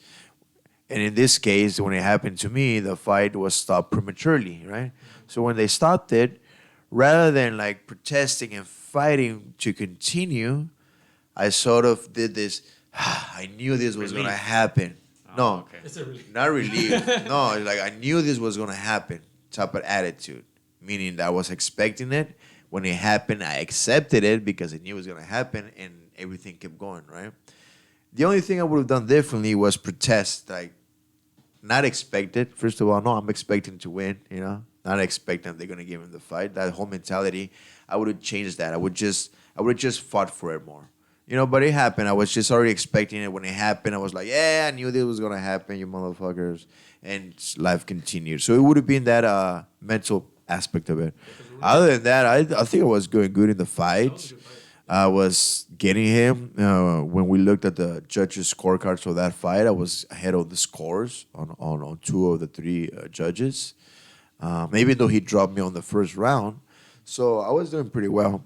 The previous fight before that one, it was Cano against Eric Morales. Oh. That was a bloody fight. They went back and forth. So you have one fight before mine. You have these guys beating the crap out of each other, bloody as hell. They're just going for it. You know, Cano, And- he told us he took that fight within like a 6-day notice Yeah. against Morales. That was a Crazy. brutal fight. Crazy. Brutal he had fight. to cut, right? He had a cut. Yeah, cut, yeah. So this brutal fight where these guys are bleeding, they're cut, they're like getting ass kicked. You're thinking, and then I go into my fight and he punches me one and they stop it. Makes no fucking sense. Makes no sense how one previous fight, these guys are bloody, cut, beating the shit out of each other. And the next fight, the world championship fight, this guy hits me. I back to the ropes and they stop it immediately. Hijo de...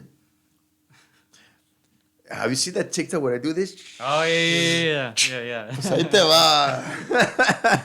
No, yeah, we were like, I was watching that fight just last night, and you were just more busy. Uh-huh. You were just busier of the two. Obviously, Tenina Canelo, like, you know, the up and coming. Yeah. What was he, like 19 at the Yeah. time? No, he was 20-something. 20. Yeah, 24, I think. 20-something. He fought you before. How old is he right now? Because he fought Mayweather at, what, 22? 23. Oh, he fought me before, And he so he was fought Shane 21. before that So too. he's probably 21, 20. Yes. So my Anybody out there that knows the answer to this, please type it in. so my pregunta to you, Alfonso, is like you see a Dude, we're supposed to be doing rapid fire, man. Go Oh, ahead. oh, Hurry yeah. up. Hurry up. Go ahead. Rapid fire. Yeah, rapid more. fire, baby. Would you take Anthony Joshua or Tyson Fury? Tyson Fury. Oh, I love Tyson Fury. Tyson Fury is freaking awesome. Oh, yeah, you see me do that dance El the Rey other day? Gitano. Hey, Gitano, that guy is awesome. He's so charismatic. He sings. He's out there. He backs up what he says. And he knocked out Deontay Wilder. His story. Oh, man, that was a moment. We'll talk about that too. That But was next question: badass. money or fame? Fame. Shit. Fuck. No, it's because you threw a that out. curveball.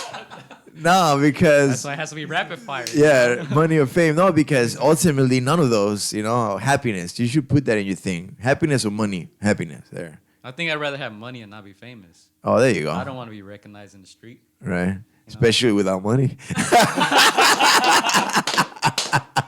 You got money, right? You're right. Oh, Money over fame. True. All right. Last one. I'm gonna hit you with the laugh. Shout out to Kawhi Leonard. Last one. Favorite fighter of all time. You could take your time with this one. Favorite fighter of all time. Fuck, Mayweather, Chavez, Lomachenko, Muhammad Ali, I like Mike Roger Tyson. Mayweather too. Yeah, Muhammad Ali, Chavez, Mike Tyson, Lomachenko, Pick one. and Mayweather. Pick one. If you have to pick just one. Chavez. Yeah. Chavez, yeah. At the end of the day, because it was between Chavez or Mayweather. For me, because I love Mayweather. I don't like him as a particular. He just has formulas already in him that are badass. I really like his dedication, his mentality. And you see it the now way, with the training. You've seen the training videos that he's been doing. I think they posted some videos with Devin Haney, one of the younger champions. Oh yeah, what's his name? He got mad at that Teofimo. No, it wasn't Teofimo. Yeah, Teofimo, who called Devin Haney the email He champion. got mad that now Mayweather is training him. No, it Yeah, wasn't. there's something like that. They're working together. Yeah, they're like, wait a second, what's going on here? Anyway, this I said a pretty good. Something good is gonna happen in that division with Garcia, Haney, Gervonta, Teofimo, Lomachenko. If Loma sticks around, Phew. It's gonna be nice. Anyway, Yeah, but let's say you were to grab a beer with Mayweather or with Lomachenko, what would you tell those two specifically? Lomachenko for me is honestly the best fighter in the world. He's just that badass. The way he analyzes things, the way he trains, he's just badass fighter. I mean, to me, he's the best fighter in the world. And it has to do with the fact that he understands the game, hit and not get a hit. This whole Mexican idea, which I love my Mexican people. I'm Mexican myself, but this stupid ass idea that you have to get your ass beat in order to be liked by Mexicans is just stupid. Putazos. No. I love it, ¿verdad? No. So when it comes to Mayweather and Lomachenko, these guys come out and they're like badass. They get a lot of money. They're so respected. And they teach you that the reality of this game is to hit and not get hit. So if that is the reality of the game, that is how you win the game, but you hitting more than the other guy hitting you. Why in the hell would you think that getting hit is a wise thing to do? I didn't understand this. When Chavez was going on, I wanted to be like Chavez. I was a great boxer all the time. Muy buen boxeador, pero yo me quería fajar. Por el corazón mexicano, porque Chávez lo hacía. Pero la realidad es que no. I mean, I want to say it straight out. Mexican style, it's a good, entertaining style, yet it is not the best style. It is not the most convenient style. And when it comes to the rules of the game, it definitely does not equate to winning the game by being hit more when the games try to get hit less. So when it comes to Lomachenko and Mayweather, having a beer with them, we're like, dude, thank you guys for finally showing people what boxing is about. Now, if you guys want to see art, two guys moving, punch you more than anything, doing the lateral movements, thinking, setting up their opponents, taking 2, 3, 4 rounds to work on something, then boom, execute on it. If you want to watch this masterpiece of fighters do this, boxing is the future. If you want to see two guys just beat the shit out of each other, UFC is around the corner. They're doing that right now. That's what they're doing right now. Yeah. They're just beating the shit out of each other, standing up. They're not even going to the ground no more. They just boom, boom, boom, boom, boom. People love it. People are exciting. So when it comes now, we're at the stage or at the age or at the era where boxing and MMA, they're both big. Yet the audiences is what differentiates them. One audience, they just want to see barbaric blood and just kick his ass, dude. Right? And the other group, they want to see a boxer move, work on his stamina, setting up his opponents, play like just art and yeah. But combat. Like you say Combat. Well, it is combat, but it has changed. Boxing Yeah. has changed. But I blame the fans though, because a lot of those fans that I couldn't tell which one was which, because a lot of the people that you're describing as MMA fans, a lot of people like that exist in the boxing world too, who just want to see the. Yeah, they do. putazos, That's what I'm saying. I feel like not enough people appreciate the sweet science, as it's called. That's what I said this right now. It is gonna grow more.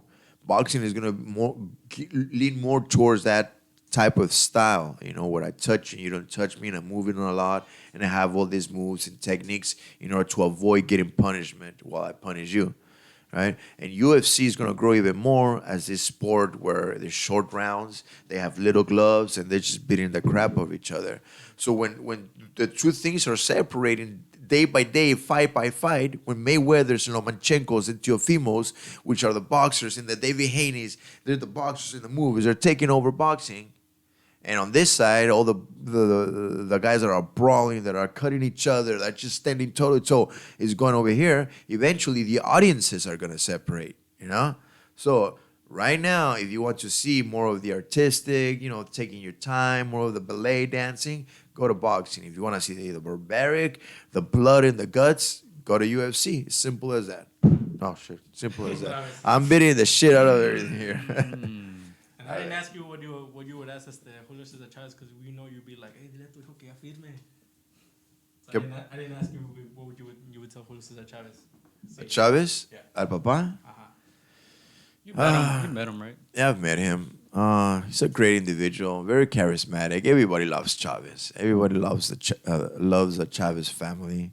And obviously, if I had a chance to meet him, which I have, I did tell him that, hey, dude, you were my idol. Everybody growing up, wanted to be like you, so it's an honor to be in front of you. However, if I would have to say something, is why in the world, because you didn't speak English, Don King practically raped you, took all your money and did those horrible things to your finances and to your career. Because of your lack of English, you weren't able to explore so many other opportunities out there in the world. Why you did not impose your children that wanted to be boxers to learn the language, to get mingling with the people? So right now, a Chavez Jr. that would have spoken English, would have done commercials for Coca for like bigger things. Why? In my mind, it's like, why, if that was one of the roadblocks in your life to really be the all you can be, why would you not tell your children to take that roadblock out of their lives? Their children can't even speak English either, and they have the same problem. In my opinion, that's the only thing I would say. Because here comes De La Hoya. De La Hoya is awesome fighter. He did great, but it was his charismatic. Even though he was Latino, it was the fact that he could speak English that opened a lot of more doors than it did for Chavez, And unfortunately, it's like that. I didn't make the rules. I didn't make the rules that if you're in America, you're able to expand more around the world. That's the way it is. And that's the only thing I would say. He should have done that. You teach your children more English, but doesn't matter at the end of the day. I remember clip like when De La Hoya fought Tito Trinidad, and they mentioned that Tito did not want to learn English on purpose. On purpose? On purpose, because he wanted like La Isla de Puerto Rico to really feel like he is the son of that land. Oh, I get you. So you think that if Chavez, this is what your mentality that Chavez is, if they speak English, they feel like they're going away from their roots? Huh. I never saw it in that perspective. It actually does make sense. Yeah, because It does make sense because now if Chavez starts speaking English, a lot of the he Mexicans, becomes Oscar de la Hoya, right? a lot of the Mexicans be like, don't like see, Sell out. good one. I like that. See, I like when people like open my mind into a new perspective. I fucking love it. Thanks, man. Appreciate that. Because having that mentality, you are closing yourself from a different market. Yeah, You're but right. at the same time, you're closing yourself in your market. I feel that's what De La Hoya did with the Mexican crowd. He closed. Yeah, by won a speaking gold English. medal with the USA. Yeah. Maybe Spoke it's true. more English and Shit. Spanish. That sucks, but you know that makes sense too. Canelo too. He knows English. He knows English, Canelo. Yeah. So he's alienated himself from some of the Mexican. Because of that, man, that sucks. Come on, raza, ¿qué onda?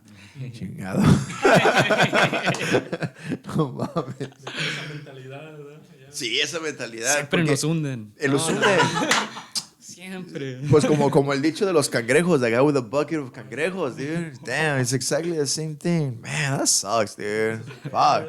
Me da coraje, pero that sucks. Let's go to some comments here. Derek says, "Don't sleep on Shakur Stevenson. Also very talented, Olympic." Sean says, "What were you guys saying about me?"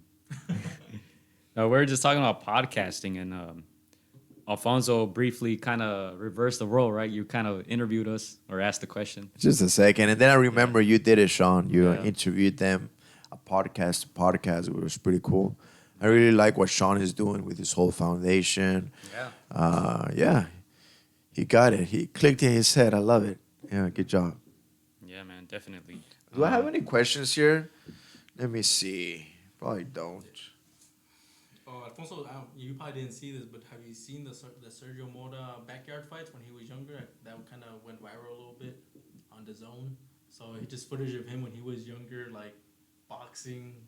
I think he was in his like teens. No. And he just backyard boxing with primos, you know. I remember seeing some of those videos back in the day. He released them again on the Zone. Yeah. Oh. Did you ever have any of those backyard fights growing up?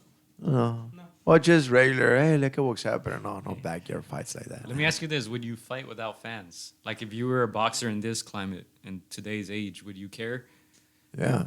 Well, yes, I would fight without fans. And let me talk a little bit about that. The other day, the first time UFC did an event with no audience, and actually, some of the people here, we were watching it together. What's up, guys? They asked me, so what do you think is going to happen? This is my perspective. There's A side and B side. The A side feeds off the crowd.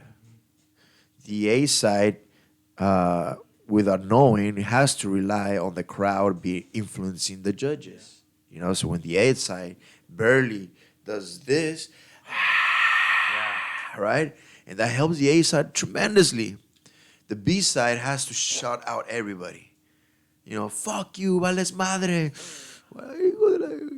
Right? Tira más, güey. Hey, like bad, you know? Like he does a bad punch, todo el mundo no dice nada. So suddenly now that we are in this reality where there's no audiences, I told them this, what happened. I said, you have to put your money somewhere, put it in the underdog. Because suddenly the A side does not have what he's used to feeding off to win fights. He's not there from the crowd, the judges to give you the points from the crowd because the crowd is super important for the A side. Let me tell you. But suddenly the B side comes into an area where he's already used to blocking out everybody. There's no pressure at all. There's no people even better. Fuck. The pressure's on the other guy now that he has to do more in order to provide that mathematical equivalent of what it would be to have a crowd. So he has to give extra effort than he's used to. And suddenly you see the underdogs like fucking taking over. In my opinion, this is what I told them. They were making money. I said, in my opinion, That's what's happening. The mental aspect of an underdog, a B side, to the A side, it plays on the crowd. The crowd, the A side feeds off the crowd. Everything, the whole promotion for the A side feeds off the crowd. The whole banners that the crowd sees, the A side is always being held by the crowd one way or another. The B side doesn't. So right now that there's no crowd, shit, B sides is your chance, baby. Take it to them. Take it to them. Yeah. Yeah, check this out. I was watching. I just ran into this clip on YouTube. They're showing the Pacquiao fight against Mayweather like in slow motion and zooming in, right? And they broke down a specific round where Pacquiao outlanded Mayweather, and he did a lot better when you watch it in slow motion and zooming in, right? But all three judges like gave Mayweather the round, and even all the people on ringside judging that round all gave it to Mayweather. But in slow motion and zooming in and no sound, you see that Pacquiao won that round. Won the round, and it was the same thing when Mayweather would throw a combination and it would sound loud, boom, boom. Yeah, it was all gloves, right? But the crowd's like, oh, right. He's getting them, getting them, right? It so does, yeah. So right now for the B side, this is the way I analyze the situation with the UFC. That's the way it goes, because I was a fighter. I was both on the A side and I've been on the B side, on both sides. I can tell you the A side relies a lot on the crowd. Yeah, I mean, sometimes the rounds are very close and judges are looking for something. Sometimes you just hear the loudness. You're like, oh, he probably did better. Yeah. And maybe he didn't. And the pressure, imagine the lack of pressure of the B side. There's nobody. There's no pressure at all. It's nobody. It's just fuck. He's like, nobody cheers for me anyway, but at least they're not booing. Yeah, it's awesome. It's an upslope for the B side. For the A side, it's a downslope. There's nobody to cheer you. Yeah.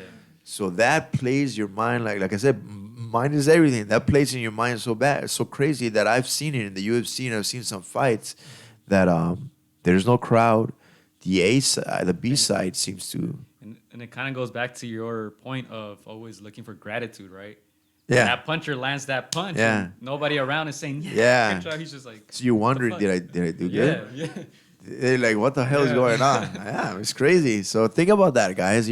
As a B side, going there with a fear, and if you the A side, think about your previous life and how it has been, how much you have fed off the crowd, how much you rely on the judges, how much you rely on the promotion to give you this victory, which ultimately relies on the crowd. So if you're at the A side, get that shit out of your head and start thinking like the B sides. Just go there and do your job. It's probably the best moment for them to grow in that aspect, right? It's something that they haven't had because they've, exactly.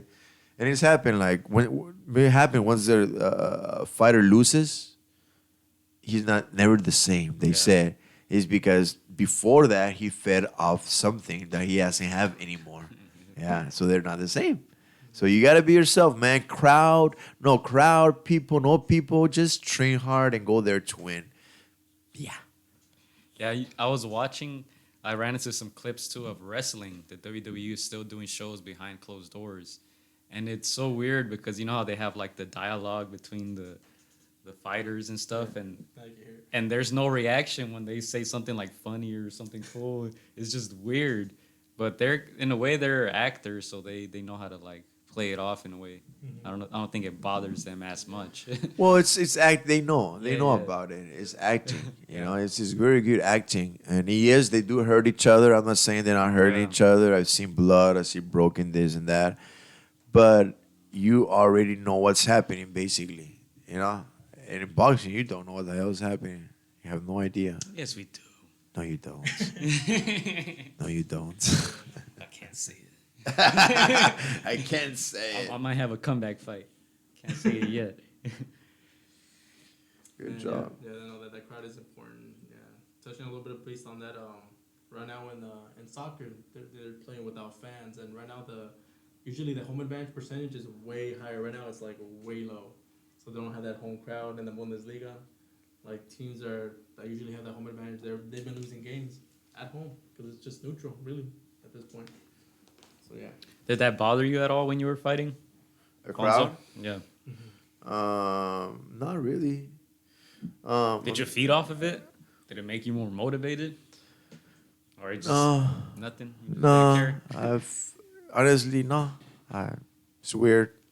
I'm almost like emotionless many times, because I don't know. I remember just walking in the ring and just not even feeling nervous or nothing. Just a little bit of anxiety. Just to be there. I don't know.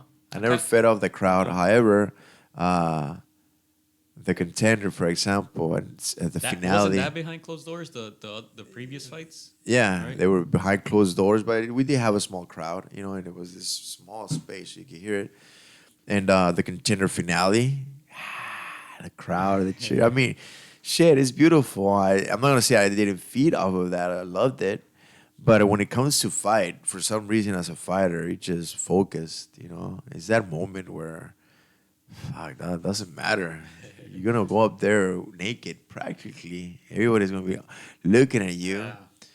Everybody in your family depends on you. Like, there are things that weight more in that moment that you start thinking about than other stuff like that. It is nerve wracking, and I love it. It's a great experience. I know, like you said, we're very content, very happy with what you're doing now, and a possible comeback. But you're not really. But if Well, I'm not really looking to it. I'm building this program. It requires like you guys building your show. It requires a lot of time and dedication. People can't divide themselves in half or more. But I would consider it, like I said, for someone like Omar, like a big name that's not that difficult, that we can good. I mean, because we're not trying to hurt each other here. We're trying to create a great event. We're trying to get money. We're trying to create entertainment. So if there's somebody who's on the same page as me, yeah, I'll do it. But if Golden Boy, as usual, comes back and says, "Hey, Gomez, we have a fight for you against this young lion," like, nah, otra vez con lo mismo. Cada año lo mismo contigo. that was my next question. Has there been some young names that they've thrown at you over the past 5 years? Nah. I haven't really gone out there to do that, to throw names, but I do know for a fact that's how they roll, because every promotional company is understandable. It's a business, It's the name, the young guy that I'm building. Totally makes total sense. Nothing against that, nothing against the way things are played out in business. But me, as an individual, as a father of kids, as a guy who's building something sustainable, something that can help people. Now at this point of my life, am I really want to go through the same thing again, where I train so hard for so many months, where I beat this young cat, yet because I'm older, they don't give a fuck about me, and they're still gonna try to help this guy that I beat, and over and over and over again, because guess what? Each year I get older, so each year is less probabilities that they're gonna pick me up, right?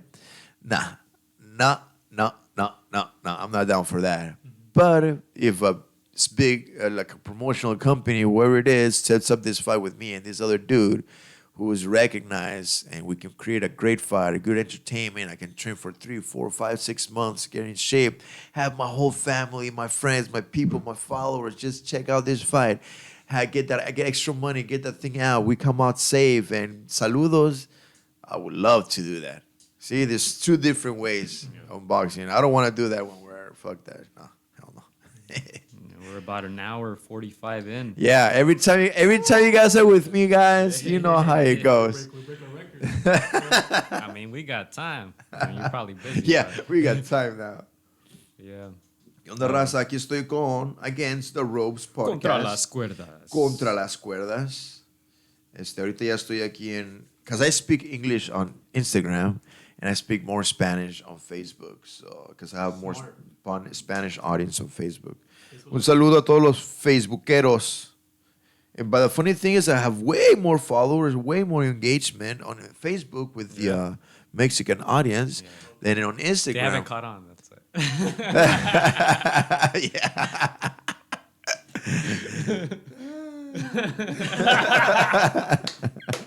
You got me there. Don't worry, they can't understand. I'm just kidding. Saludos. Saludos. Yeah, that's cool stuff, man. I'm really happy for you guys. You guys continue doing your podcast. Yeah, adapting to the situation.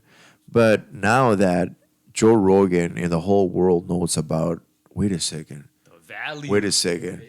So I can have a podcast and be like the all I can be, because before podcast was just two people on a couch, right, talking bullshit. So I'm gonna go do my podcast, mujer. Tu garage. I know, right? Now podcast is a podcast. It's a Joe Rogan $100 million experience,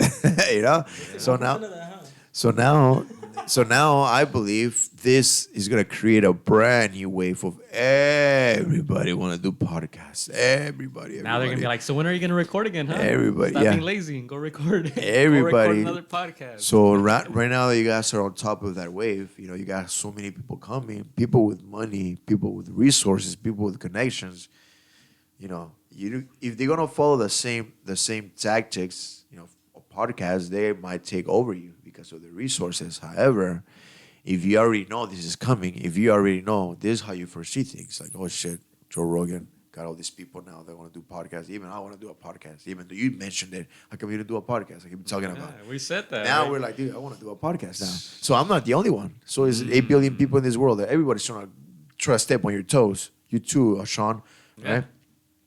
So now you think, shit, what can we do? So now we don't get overtaken by these people with more money, more connections. Just think of doing a podcast in a different aspect, And I shouldn't say it, but I want to say it so people would do it if they do it. All right. You do a podcast that is more leaning towards either kind of like a Jay Leno type of style or a MTV skits type of style with podcast involved. That's where you're going to differentiate yourself. After you go, Ordaoni La Banda, we're going to close it up with. Ya está. Ya está. Yeah, so just something to think about, guys. Everybody's coming after you. Trust me, Joe Rogan did it. Thank you, Joe.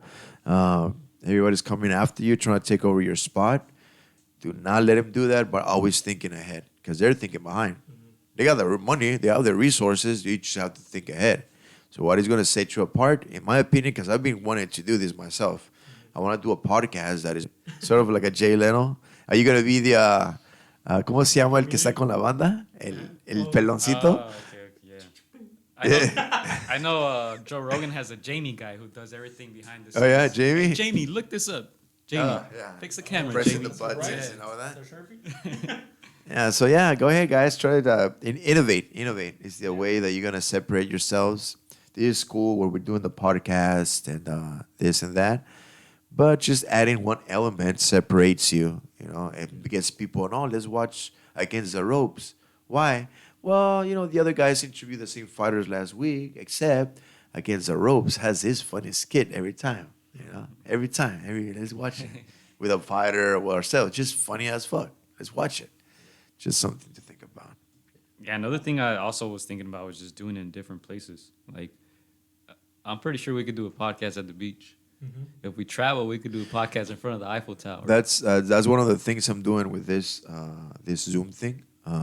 Yeah. Because it's cool to have a gym. We were supposed to do that this year. We're going to go to Europe, and I was thinking about stuff to do already over there. Beautiful. Because how many people do you know that are doing that? Yeah. Everybody's in a room, in a right? room, exactly. So nobody's doing that. It's exactly something that I'm building with the Zoom thing, which I'm glad you're doing it.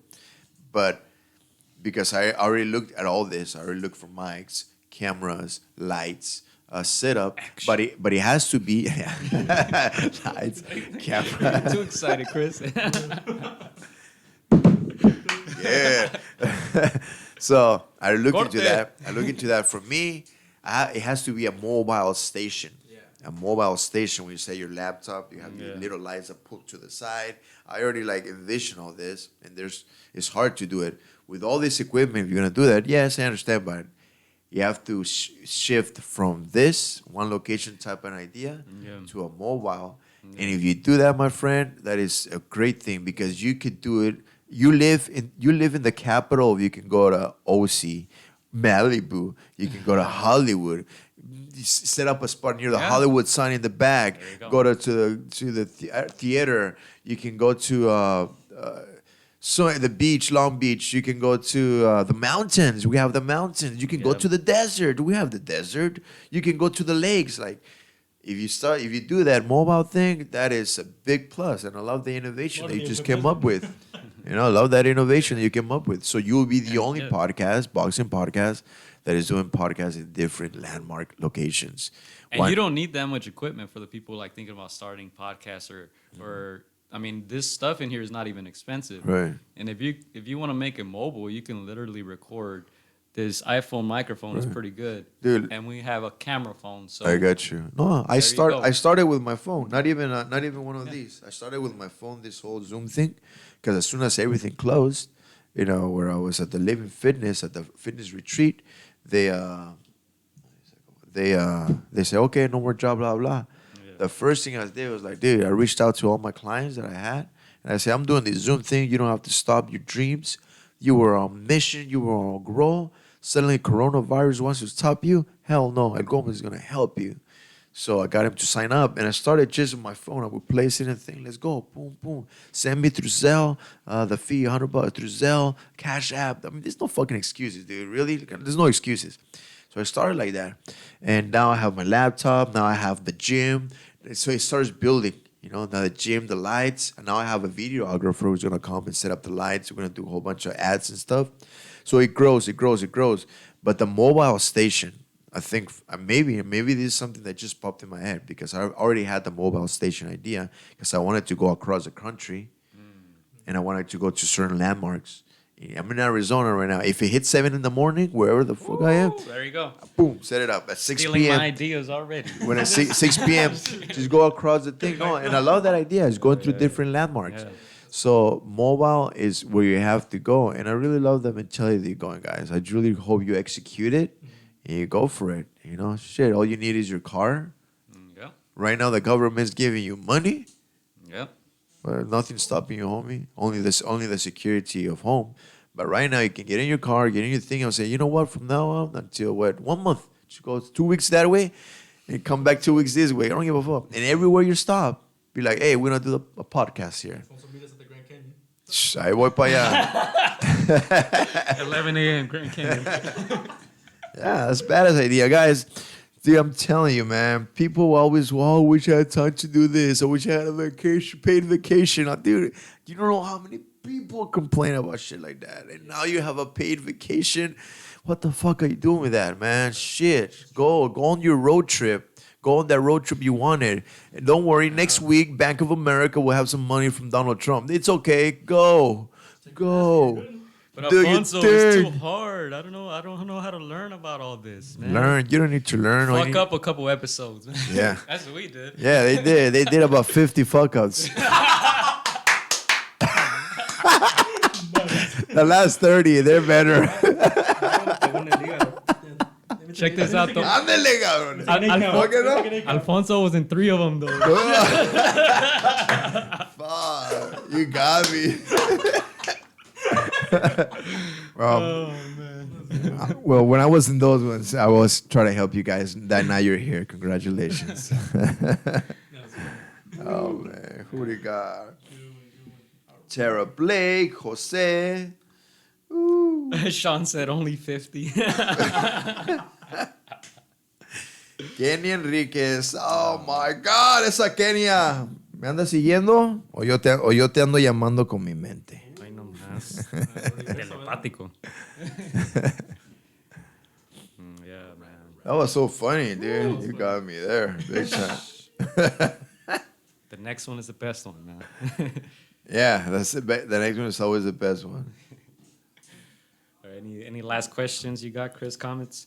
I would say, are there any fighters right now that you would like to spar? Just spar? No fight. No. Yeah, we love to spar Ryan Garcia. Those hot names. Yeah, we love to spar Ryan Garcia. You know, about him, he made a YouTube channel recently. He just dropped I don't know if it was his first video or he dropped his first vlog, and I saw that it had almost 200,000 views, and it's good actually. It was only 10 minutes, I'm gonna say, and it's just showing him shadow boxing, and he did a little skit about Gervonta that I posted on our Instagram, which is pretty funny. Yeah. And that was it, and thousands of views, and I'm pretty sure that's another stream of revenue. Yeah.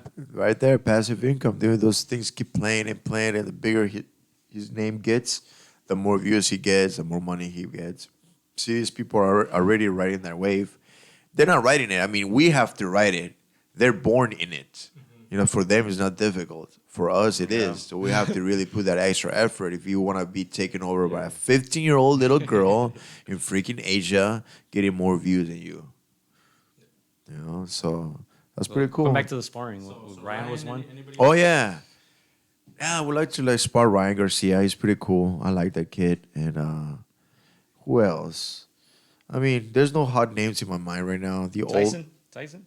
Mike Tyson? Would you spar Mike Tyson? No. Smart man. Fuck no. Gio put a post though. Would you do it for $1 million? I did tell you that story about Evander Holyfield, right? When I touched his ear. No, go ahead. I don't remember. Go ahead. You remember? I don't remember. Okay. It is cool.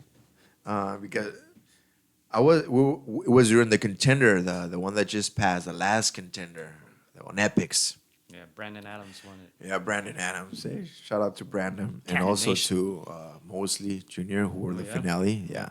So we were, before the fights, everybody would be outside, the guests, the celebrities, we would be mingling, drinking, right? So there was this table where Evander Holyfield was right here. My brother was right there. The producer of the contender was right here. Mark Burnett was right here. And some girl was right here. I don't know who she came with. So we were talking and this and that at this table. And I'm just looking like this to my left. And I'm seeing Evander Holyfield's ear, like half. No way. Yeah, and I'm looking at it. And they're talking. I'm not even listening to what they're saying. I'm just talking in my mind. My mind was telling me, touch it. No. To touch it. And I'm like, nah, Now, when dude. they had TikTok back in the days, you would go viral. Nah, that was like 6 months ago during the contender. No, That was last like year? A year. Last year. Oh, shit, We were my- there. It was at the forum. My time was my timing is horrible. As you can tell by being here 20 minutes late. Oh my god. Anyway. That's what stars do. Yeah. So Guess I it was is I was Rogan. just looking at it because he was talking. His nose, he's bald. They're ha ha. And I'm not listening to him. I'm just looking at his ear. I'm like, touch it. I'm like, don't. Were you drinking a little bit at this moment? I can't remember. Probably. Yeah, that's a yes. He can't remember. So at one point in my mind, I said, dude, I talk to myself like this. And I'm like, dude, 2 things are going to happen right now if you touch his ear. What? What? Hey, 2 things are going to happen. You're going to have a story to tell about touching Evander Holyfield's ear, or he's going to knock the fuck out of you, and you're going to have an amazing story to talk about how you touch his ear, he knocked you out. It's a win-win for you. I'm like, really? Anyway, so he was talking, and I did this. And I touched his ear on the cartilage when it's like scar tissue right here. I touched it. Silence everywhere. Like a big shit. And I touched his ear. We're And recording this, right? Yeah. I touched his ear, and Mark Burnett, Jeff Wall, my brother, the girl, and whatever. Like, you could hear a pin drop. Everybody talking over there. It was just this table. They're like, and I tried to say, I'm so sorry. I just had to touch it. Has anybody else done that? He said, nobody has ever touched my ear because it's the ear that was bitten off. I was like, dude, I had to do it. I'm sorry. And I mean, they kind of got mad, the producers, because I did that. So they're respectful. I said, I'm sorry. I just had to do it so I can come back 2 1.5 years later to Against the Rope podcast and tell my story. Anyway, that was one of those moments. That was one of, yeah. Yeah, I've had a few of those moments. Did I tell you the story where Mike Tyson, when I went to Mike Tyson's birthday, and should I say this story? Okay, I'll say it. Anyway, we went to Mike Tyson's story. I've been Now that you insist, I'll say it. yeah. Don't break my arm. Pacific Palisades they had over there. One of the producers had an event, and it was Mike Tyson's birthday. George Foreman was there. Ray Liotta was there. The girl from Unfaithful, Diane. Yeah, she was there. Like a whole bunch of people were there. And Mike Tyson was there, but he wasn't the Mike Tyson that we know today, lucid and all that stuff, happy. He was more of he wasn't drugged on drugs. He was more of a sedated, meaning maybe he was very aggressive, kind of like calm down pills. I don't know. But you could tell he was, not the Mike Tyson. He was with a girl, right? He was always, hi. Hey, Tyson, nice to meet you. Tatted up, man. Hi, nice to meet you. Anyway, so, pasa el tiempo. Y de repente sale, Happy birthday to you. Con el cake y todo. Mike Tyson. Thank you, guys. Happy birthday to you. George Foreman, everybody. Ray Liotta. Happy birthday, Mike Tyson. Thank you. Happy birthday to you. Whatever, right? And then he says, blow the candles, Mike. And he does this. Excuse me, but he does it. He starts drooling on top of the cake. But people are like, yeah, they're so excited. They're drunk as fuck. They don't notice. I'm literally next to him because I'm right here. You know me. I'm the guy that touches Evander's Holyfield here. I'm right next to him. I'm right next to Tyson. So I'm looking at Tyson. I'm very observant. And I feel like I'm the only one that sees this, that he's drools on the cake. Whatever. They get cake. Oh, no. He already gets cake. Boom, boom. It's nice and stuff. I don't get cake. However, the cake didn't finish. And at the end of the day, the says, hey, who wants to take some cake? And my dad is like, me. And I'm like, no. Boom, se lleva su cake. I was like, fuck, should I tell him? Should I not tell him? Should I tell him? Should I not tell him? And I was like, nah, don't tell them. Don't tell them. Tell them later. Anyway, 2 days later passed, and I go to their house. My brothers are there. Their family is there. And I say, guys, what happened to the Mike Tyson cake? Oh, we ate it. It was so delicious. It tasted delicious, right? And I said, well, let me tell you a story, guys. And I tell them that same story. They drilled on it. They got so mad at me. Like, fuck, why would you do that? How come you didn't tell us? And I said, because I didn't tell you because now you have a story to tell that you, in the millions and billions of people that have lived in this world that know about Mike Tyson, you can actually say you ate from his birthday cake with his own saliva. Who can say that? Yeah, oh, family. Yeah. So guys, now you know. Now you know if you don't have, have a ear or whatever, I will touch it probably. If somebody spits on the cake, I'll probably give it to you so you can have a story to tell.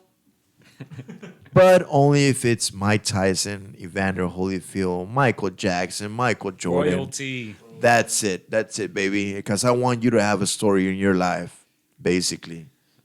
That's all. Cool stories. Anyway. Oh, yeah. If you ever bring us cake, I'm going to be like, I don't know about that. Here's some cake. All right, man. We just broke the 2-hour mark. Ooh, breaking records. Breaking records. Dang. Let's go. So much footage to choose from. You can get so many clips from this. So many clips from this. We're not podcasting until the end of the year. You're going to see 200 clips from now on. Now your podcast should be better. Take a couple months off. It only took 88. Let's go. Yeah, totally. It is fun. Man, any last shout outs you want to give? Any last promotional stuff you want to plug? I just, actually, lo voy a decir en español para que me mandes la parte. Voy a hacer un ad de una vez, ¿ok? Okay. Hola amigos, ¿cómo están? Soy Alfonso Gomez. En esta era de coronavirus, COVID-19, cuarentena, quédate en casa, puedo ver que la mayoría de las personas ya se ven medias gorditas, los puedo ver en los videos, en las fotos. Hasta con filtros estás viendo medio gordito. Hasta con filtros estás viendo medio pesadito.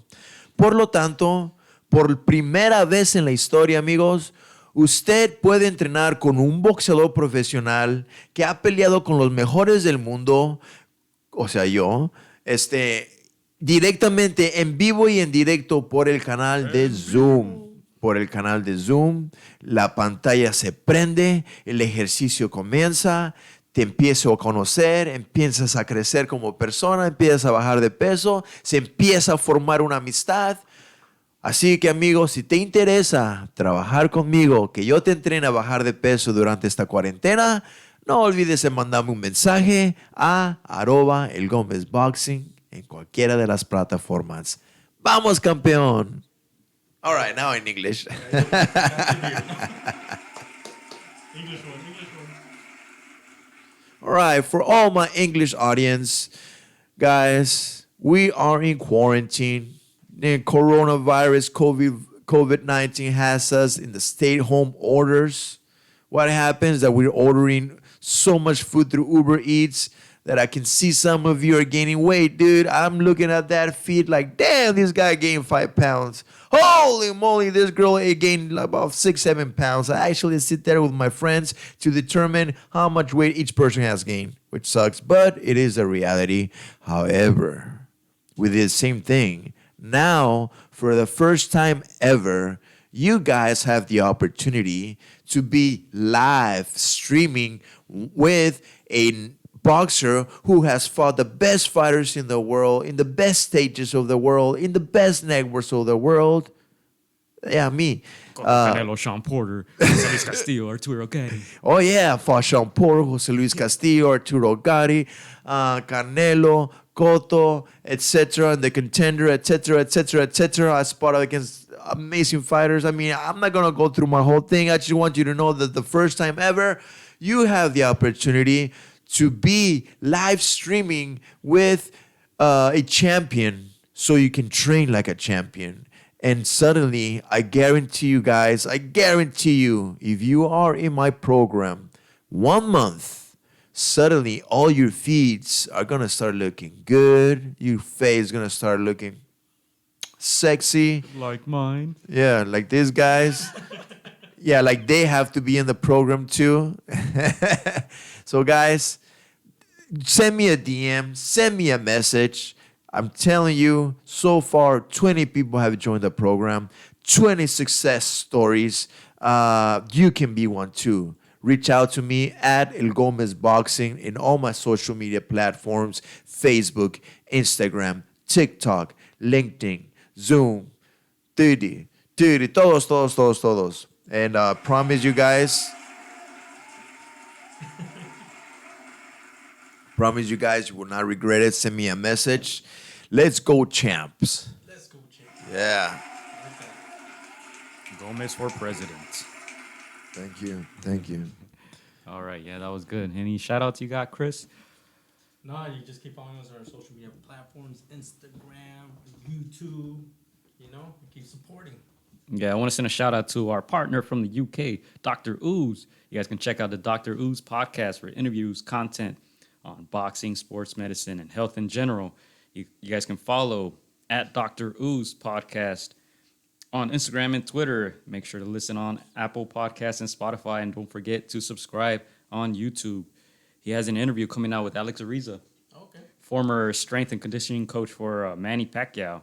And he also has an episode recently that talked about boxing and PEDs. So check it out, man. Dr. Ooze? How do you spell that? OOZE? UZ. Or just UZ? Yeah. Dr. Ooze. All right, guys, you heard it here. Dr. Ooze for your amazing podcast. Medical. Well, he's going to have who, you say? He had Alex Ariza recently. Alex Ariza. Oh, yeah, a fitness trainer. Yep. Yeah. Pacquiao. Pacquiao. Amir Khan. He worked at the Wild Card Boxing Gym. So Yeah. Alex. Yeah, I remember Yeah. Alex now. Yeah, I remember him. You know, he had another guest. It was a UK boxer, I believe. He was a heavyweight. He got caught using PEDs, and he said he had been using PEDs since he was an amateur. he stated He that only got caught now, or now? he got caught years later. Oh, He said that he believes that 80 to 100% of elite boxers are using PEDs. Elite boxers, championship level boxers. shit. What do you I think don't about know. that? That's crazy. I mean, shit, I don't know. I'm not gonna comment on it because I honestly have zero idea, zero knowledge of this. So I have not. All I can say is that I do not know. Good Simple. answer. Good Simple. answer. I don't know. Let's be real. I don't know. All right. Yeah, that's a good answer. Make sure to follow at Gomez Boxing, Instagram, Twitter, Facebook, TikTok, all that stuff. All of them. All right. Make sure to subscribe on YouTube as well. All right. Subscribe on YouTube. And thank you for coming once again. Thank you for the invitation. I know you guys invited me before, and for some reason or another, I haven't been able to hear. Even today, I got here a little late, but thank you for your understanding, for being so persistent, for having me. It's always a pleasure talking to you guys. It's always a pleasure being in a platform for where more people listen. And yeah, dear guys, always remember happiness over money. Bang. One last thing. Sean says, tell Alfonso he's supposed to hook me up with jump rope tips. Jump rope tips. Oh, okay. I'm sure I'll do a video of that. I stopped doing. Okay. I stopped doing videos to focus on the program that I'm building, the live streaming workouts. It's a whole program. Incorporates nutrition, incorporates a lot of stuff. So yeah. However, I am gonna get back to making those videos where I teach you how to punch, how to move. And Sean, I will make that video for jump rope. However, you better show me that you're actually improving on your jump rope skills. I'm calling you That is out, a baby. Challenge. Jump rope challenge. Jump rope challenge. Actually, yeah. I'm going to call out a challenge right now. I'm going to do 100 doubles on the jump rope Oh my goodness. challenge.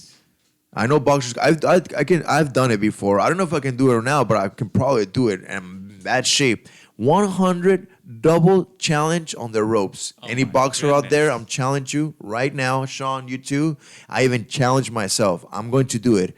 100 doubles I gotta jump challenge. He said, let's do it. Let's Oh do it, my baby. Goodness. Shit. Ooh, brave man over here. Good luck with that. Oh yeah, I'm excited. Yeah. Yeah, man. And once again, make sure to follow us at AtR, Facebook, Twitter, Instagram, all that good stuff. Make sure to subscribe to the YouTube channel. Make sure to like, comment, all that good stuff. Thank you to Alfonso Gomez once again. I'm sure we'll have him back in the near future. And that's it for me. Well, you guys are only like 10 minutes from me. A couple blocks away.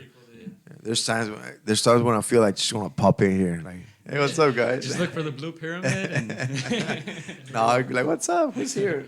Fucking make me a room. ¿A cuánto, Chris? Hey, I'm telling you, this is a studio. If anybody wants to come and record in here, hit us up. If anybody wants to advertise stuff too, hit us up. And if anybody wants to advertise stuff through Alfonso Gomez platforms too. Guys, this is for reals. Come No, this is for reals. Anybody looking in the Los Angeles area, this area, Long Beach area, if you are looking to do a podcast, if you're looking to do some videos, anything, they are actually renting this area right here. They have the lighting, they have the mics, they have the everything, they have the space. We have a green screen. We have a green screen in case you want to do green screens too. Reach out to my homeboys right here. I know you want to do a podcast because everybody want to do a podcast. I know you want to do videos because everybody want to do videos. You don't have to spend anything on the equipment. That's already spent for you. Just hook up my homeboys right here and you have a studio for you to do your shit. There's no excuses. No freaking excuses. Reach out to them, rent the studio, and get your shit going, man. Bang. Extra charge to co-host, all right? Talent not included. All right. We'll give you the last word. Whatever you want to say, we're about to head out. Last words. All right, nothing, guys. Thank you so much. Just one thing on the coronavirus thing. Never in history has a virus gotten the whole world how it is right now. This virus is horrible. This virus kills dreams, kills everything. And no, I'm not talking about COVID. I'm talking about fear. quit having fear, guys. What are you fearful for? Fear only gets you to alienate yourself from society. Fear only, dude, it's simple. It's very, very simple. And I said these lines, lo voy a decir en español. Por qué tanto miedo? ¿Por qué tanto encierro? ¿Por qué tanto miedo? ¿Por qué tanto encierro? ¿A poco no sabes que en una batalla el cobarde es quien muere primero? Fear, my friends, fear is the thing that's going to send you on a downward spiral. Do not have fear. Be precautious. Yes, I understand that. But having this fear really stops you from looking at the big picture. We need oxygen. Yes, go out. Don't go out when there's 100 people outside, but go out and get some fresh oxygen. Don't be in your house all day long. You need vitamin D to survive. Get some sun. You know, you need... How many people have not seen their parents because they're older and they're afraid they might actually get the coronavirus? And there's been a month, 2 months without hugging and kissing your mom and your dad. Really, homie? No fear, guys. Be precautious. Take precautions, but do not have any fear. Other than that, just keep moving forward, guys. And that is it for us, folks. Thank you for... Like you already know, I said I'm a fun guy.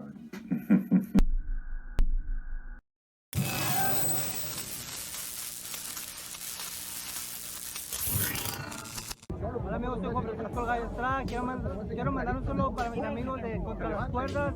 Que se les muchas ganas. Un abrazo, muchas bendiciones. Shout out to Against the Ropes. You know what mine is? Let's box, bitches. It's almost fight night. Shout out to Against the Ropes. Thank you for the support. Keep doing your thing. You're doing a great job. So thank you and best wishes. Huge shout out to Against the Ropes. Against the Ropes. Shout out to Against the Ropes. Thank you guys for the interview and hope to see you guys soon. Against the ropes, always doing the right thing. Shout out to Against the Ropes, man. I appreciate you guys for having me, taking the time out y'all day. Against the Ropes, #1. Freddie Roach. Thank you very much.